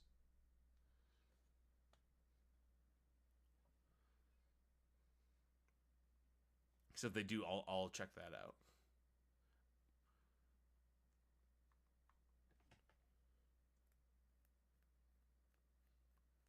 But and that's another part of it too. Is like so many small publishers, they don't have the room to give more people a chance, and that's why I jump at them when I do get the chance. And so many small publishers are running into the issue right now with distribution because of the whole diamond thing. That a lot of them just aren't taking it. I remember seeing the writing on the wall. This is now almost a decade ago when 2000 AD stopped taking open submissions, and that was the place. If you wanted to try breaking into comic books, you could write a short script for them for their Aftershock series, and if it was good enough, that was usually a place where you could break in, at least for the first time, and get paid to do it. And when they stopped taking open submissions for Aftershock, that was like, okay, this is going to be much harder to do than it was before to get an editor's attention, to get something at a publisher. Scout was a remaining thing for a while, and Scout's had its own issues for a long time. And then you've had stuff like Alterna, which is such a specific audience, and it wasn't until Invader and Mad Cave kind of popped back up that you saw these smaller publishers again willing to take a chance. And then Mad Cave just blew up. Man, Mad Cave has been doing so well that they're kind of out of that smaller publisher and they're starting to reach that mid-level, and they're becoming much choosier with who they're hiring because they have way more options, you know? I think you should. It would be fun for comic creators and give practice to newbies. Yeah, but, and this is not to disparage anybody, and I wish I could give them more of a chance, but when I'm already struggling to find more chances for myself to tell stories, it's hard for me to platform more people. And I know that's such a selfish thing. Like, I would love to help more, but it's like, it's the same thing I tell people. Like, people message me offering to pitch me a book that I can publish, and I'm like, I can barely publish my own books, let alone somebody else's. I just don't have the money to do it, or to do it right, at least. So I don't know if I have it in the bandwidth to do a podcast every week, telling stories that aren't building up towards, like something that I can go on my resume. You know, the odds of it helping my comic book career are pretty slim, and I'm not financially in a space or like clout based in a space that I could take a chance on something just for fun. Like, I don't have the privilege to just be able to write many things for fun, that aren't for some purpose that adds up on that resume. So I couldn't put time into making the podcast and make it fun for people to listen to and have a good time without it taking away from doing my current comic book runs. Which sucks. I know that's like the least fun answer to give, because the game is fun to play and it's fun to pitch those stories, but I don't think it has the mass appeal to do it. And I hate having to look at it in the numbers way like that. It's so cynical, right? Yeah, it makes sense. And that's the thing, is it just makes sense. It's not fun. It's the least fun thing I could have said. Because you know what would be fun? Is me saying, yeah, I used to do that podcast. I'm going to relaunch it right now because you've shown interest. I wish I could do that. It's just not, it's not realistic when it comes to what I'm trying to do. One of the reasons why I've had the success in the comic books that I have had so far is I used to do a little bit of everything. I used to podcast, I drew. I'm really, really good at yo-yos and ping pong and a lot of dumb stuff. And like, I had to really double down on comic books and kind of focus that ADHD onto one specific thing, which is hard to do because that scattershot approach just meant that I was never going to make it in any of those things. So like, I had to pick one thing and double down. Comic books has always been my passion, and telling stories. So that's where I focus it. And when I decided that, basically it's like every other decision other than supporting my family has to be working towards that goal of working in comics.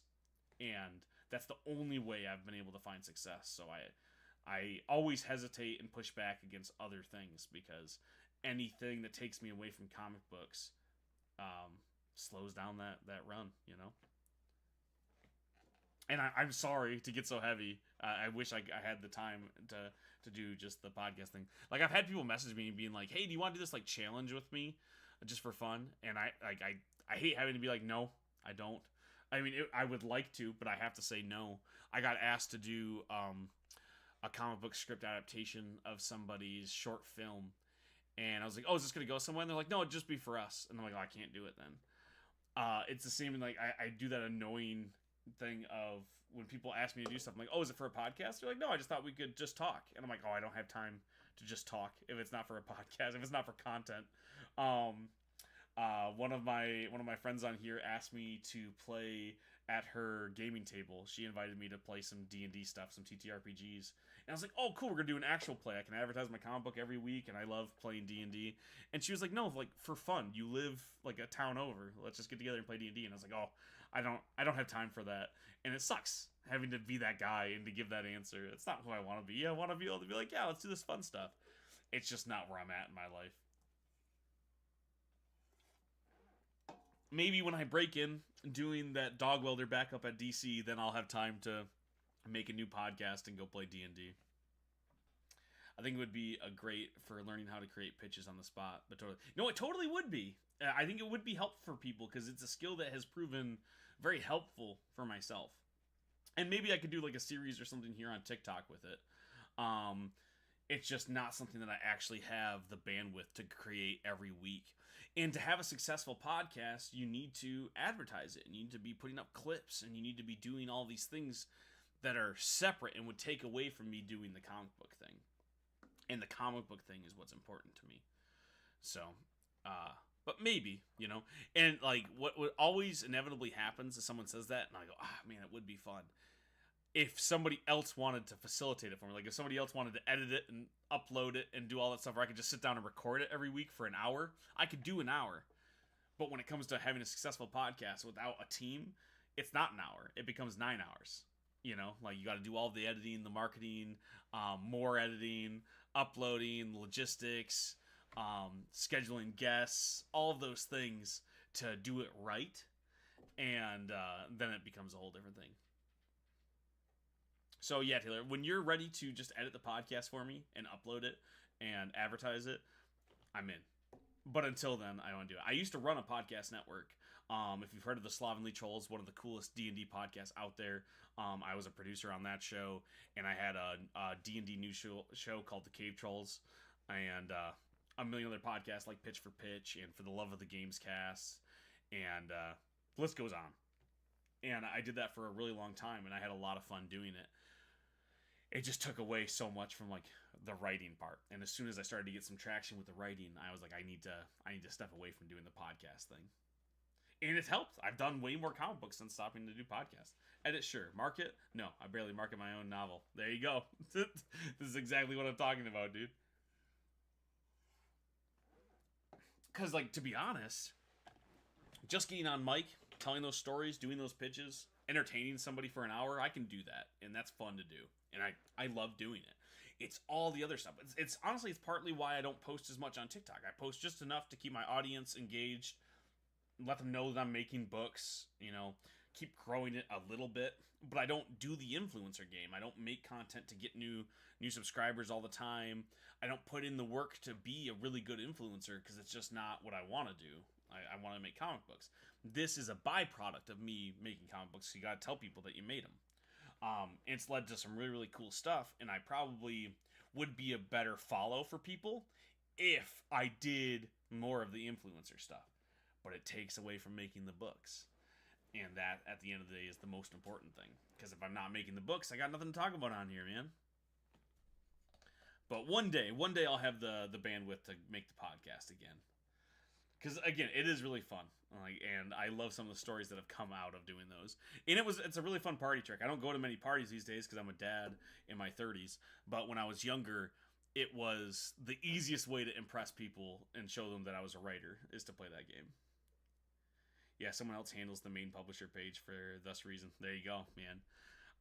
And like having publishers now has been helpful, but I work with a lot of smaller publishers who don't have like big marketing departments. Like working with Professional Entropy, there's one dude who runs the marketing over there, and like I wrote the press release for Hellion and Bash because like that's just, they did not have the bandwidth for that. I do all of like the TikTok stuff. They don't have a TikTok department. They don't have someone to run their TikTok account for them. Invader Comics, like the editor-in-chief runs their social media accounts. Mike Perkins, love that dude. Amazing.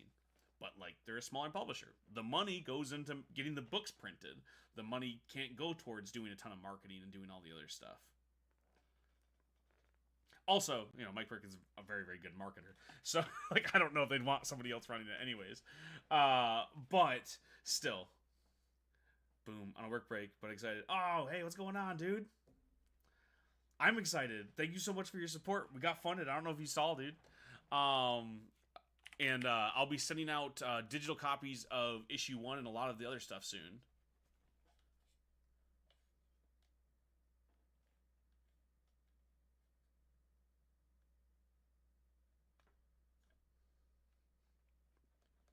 Wasn't Fate in here? Yeah, Fate was in here. He scrolls through. He's doing his own marketing too.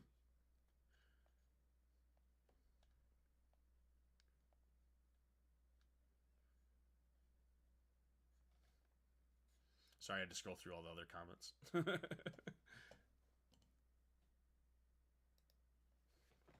Still here. He's here. I did the books, but I'm a patient guy. Started reading Skybound Transformers. Oh, heck yeah, I love Skybound Transformers. Who's your favorite character to draw? Oh, man.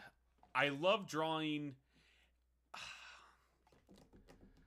I love drawing any character, but especially, like, cartoony stuff. I love drawing stuff in, like, the chibi Scotty Young art style, so I love drawing Spider-Man. I love drawing people with coats, so people like Constantine are really, really fun to draw. Or capes, another one. Batman, Spawn, that kind of thing. Like a good wavy cape.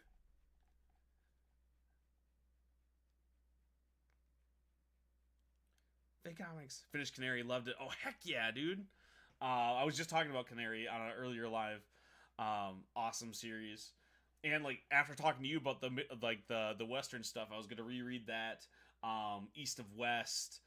Pretty Deadly was another one on my list, and then obviously Ain't No Grave. But I had just read that, so I didn't necessarily want to reread that again right away. But I'm probably gonna jump back into that. Have you read um, uh, Brubaker and Phillips' Pulp? It's I'd say Western adjacent. It's about a Western comic book writer. But I highly recommend it. I love a Phillips and Brubaker book. They're some of my favorite books. I read all of their graphic novels, but Pulp is one of my favorite books, just period. I want to pitch it to you, but I don't want to spoil it.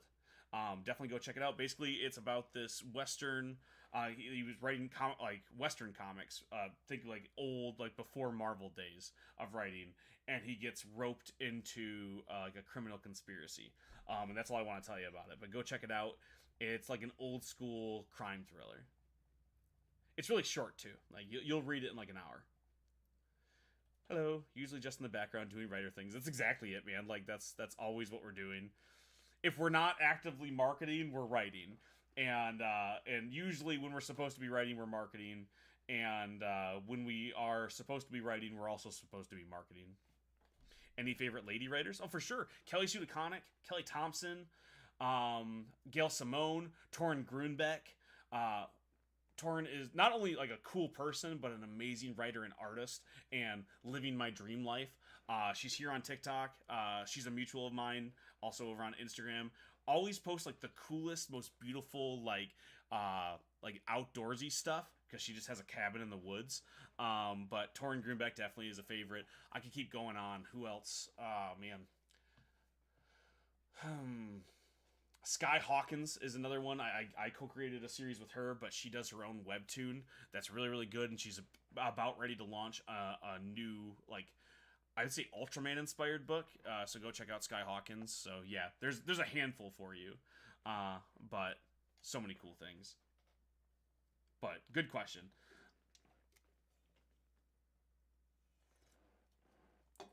And I'm sorry if I started speaking too fast. If I need to go back over the list, I can do that too. But I'm like, so many names are running through my head. But those are some big ones for me. Um, the problem that comes up when people are like, "Who's your favorite this type of writer? This favorite artist?" I'm like, it's hard to pick a favorite because I like so many and not always for the same reasons, right? Like same thing that comes up for artists. I give a different list of favorite artists from comics every time somebody asks. It really depends on what I'm reading at that moment because there's always something to be learned, especially from a pro. I like so many different things from so many different artists, whether it's writing or drawing or coloring or lettering, because you can take something from anybody who's making a book. Even if you don't necessarily love that book, they're doing something well that you can learn from. And that's how they get added to that list. It's like when people ask me what my favorite movie is, it depends on the day. Like, when was the last time I watched Little Shop of Horrors? Because that's always my favorite movie. But did I watch Empire Strikes Back recently? Because that's on the list. You know, like, it fluctuates all the time. And that's just, I know it's a cop-out answer because I don't just have one. But if I had to pick this week, it'd be Torrin Grunbeck. Because she's incredible. But don't tell her I said that because it'll be weird because we follow each other. She's like, who's this weird guy talking to me? Why did I follow him?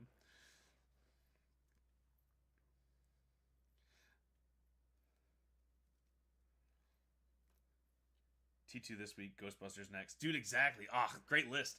I was recently showing my wife Alien and Aliens, and I'm like, I forgot how good Aliens is. Got to add that to the list. Ghostbusters is always up there because Ghostbusters is so incredible.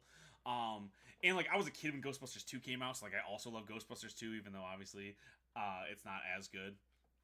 I really liked the first newer Ghostbusters movie they did recently, like the Ghostbusters.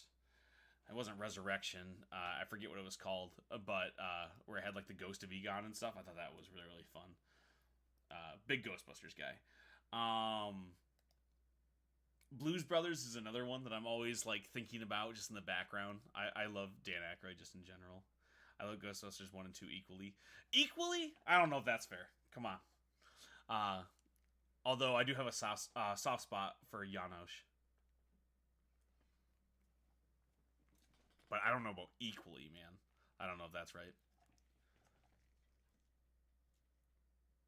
Shout out to the Ghostbusters cartoon as well. I showed that to my kids recently because they also recently fell in love with Ghostbusters, which has been really, really cool. Because that's one I'm like, it's easy to get them into Digimon, right? Like the 90s cartoons, like, oh, those are just rad. Those are fun. Trying to get them into something like Ghostbusters, I'm like, this is a gamble. They might hate this. And if they don't get it, it's going to be a long time until I can show them what they didn't get, at first. Showed my wife Terminator 1 recently. She hasn't seen T2 yet, and I'm really, really excited to show her that one because she doesn't know the twists. And like, I don't know if you remember, like when we were kids, like, and they showed the twist like in the trailer, and I'm like, oh no, that's so not cool. But she doesn't know it, so it's gonna be such a cool moment for her. Another one, she's never seen The Sixth Sense, and I'm wondering if I could show her that without her knowing the twist. The Real Ghostbusters are definitely my favorite. Shout out to Extreme Ghostbusters. Loved Extreme Ghostbusters. The Real Ghostbusters was incredible though. Man. They did Ernie Hudson dirty though, which sucks. Did you ever read the IDW Ghostbusters books? I know there's like a million of them, but I really, really dug those back in the day. I didn't love the first run, which was like kind of like a shorter story, like proof of concept. But when they started doing the expansive IDW series, it really became what IDW was known for, which is like taking that beloved series and honing it down to its coolest parts, like they did with TMNT, what they're doing with Sonic, My Little Pony. In an argument to be made on what they did with Transformers when they first launched that line. I feel like IDW kind of carried that cross that Dark Horse did for a while with like really cool adaptations of stuff. Sure did. I hope to one day cross over with them and Demon Cop. Man, like lofty goal, but such a cool one to work towards. Especially with Demon Cop, it's such a like it's kind of like Hellboy or Spawn or any one of those like creator-owned superhero adjacent type stories where it's like your world fits with other stuff really well, where it's like it wouldn't feel out of place for another character to show up. It's like when you're reading Invincible and Savage Dragon is in a panel, you're like, oh yeah, that makes sense. It doesn't feel strange that they're there. They don't need to be there all the time. But like it's not weird that they happen to exist in the same world. There's a few characters like that would pop up in another world and you wouldn't be surprised. Like if I saw Constantine in the background of a Spider-Man comic, I wouldn't be like, that's strange. It's like, nah, that makes sense for Constantine. And Demon Cop is like along those lines. Same thing with like Hellboy. Forgive all of the fidgeting. This just means I need more caffeine, I think. I actually have a whole list of crossovers I want to do, like Ghost Rider and Ghostbusters, etc. I don't have many things that I want to cross over with any of my characters. Like, I would never want to see any of the characters from Hellion and Bash show up in, like, DC or Marvel or anything like that. I would love to write and play with those toys. I would love to do, like, a Spider-Man story. Scooby-Doo is another good one. That's great stuff. I never want to... I don't love any of my original characters like that enough to go into another world, I don't think. Like, I love when my stuff gets to live on its own, and I love the idea of being able to play with somebody else's toys, but not necessarily bring mine to that world, you know? There's so often like it's a different thing. And I think I used to have a reverence for some of my original characters and original stories before I started to have more ideas and write more books. Like, when I was first writing comic books, like, very first, it was Hellion and Bash. That was, like, the first stuff I wrote. And I was like, this is the best thing I've ever written. This is the only story I have. And then I wrote other ones. And then that wasn't even the first story I got published. That was Tokyo Fire, when I got that one made. And as I did that more and more, I still love my characters, and I care about all of them and their stories. I just don't have that same kind of love and reverence for them that I would have for somebody else's IP, like to carry them over. Like, I don't want to see them interact necessarily on that level. Maybe if one of them gets bigger and has a bigger fan base, maybe I would change because I would have a different kind of reverence for them. But I love that they live on their own, so I don't know if I want to see them cross over with stuff. Although, all that being said, I think it'd be really fun to see them pop up in video games, like a fighter or something, like Hellboy and Injustice. I would love to see my characters pop up as a guest fighter, like Spawn or Link or Darth Vader in like Soul Calibur.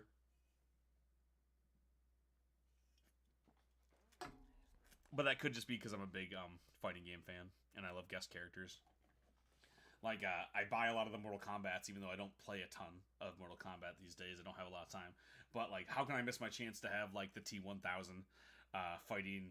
I don't know, whoever, like Conan the Barbarian, like from Mortal Kombat 1. Like that's such a cool idea to me. Growing up with like Marvel versus Capcom, right? I don't think I could turn something like that down. But to actually cross over into their story, I feel like my characters couldn't add enough to one of their worlds. Maybe that's a confidence thing. Oh man, I didn't realize it's almost 4 o'clock. I gotta wrap this up, guys. I got stuff to do. I got 32 hours left of Hellion and Bash. So if you liked any of the things I said, I'm not gonna belabor it more. Go and check out Hellion and Bash. It's live. Like I said, 32 more hours. We have 77 backers. We're sitting at $3,353 out of a $3,000 goal, which means we're fully funded. So you don't have to stress about not getting your books. They're coming. They're on their way. Go and check it out, though. Go tell a friend. Tell that weird guy who's walking down the street, buy a comic book for, your lady's birthday, for your boyfriend's bar mitzvah. I don't care. Buy them. They're a great gift. I heard people are giving them away for their golden anniversary. You've been together for a long time. T.S. Luther comic book is the perfect gift, so go and check those out. Always buy two, one to read, one to slab. They're going to be worth millions of dollars someday. They're all signed too, so they'll be worth $2 million. But go and check them out. I have lots of cool reward tiers as well and add-ons if you like that stuff. We got stickers this time around. Go and check them out and do it before people realize that they shouldn't have given me money to do this. But yeah, thank you so much for hanging out. All the awesome questions, guys. You're the best. I cried a lot this morning. I know you probably saw that video, but I mean it. You all make this stuff possible, and making comic books is the coolest job I've ever had and probably ever will have. And I couldn't do it without people tuning in and hanging out and answering questions and supporting me in any way that you can. So thank you so much. My name's T.S. and I write comics, and I will talk to you tomorrow. Bye, everybody.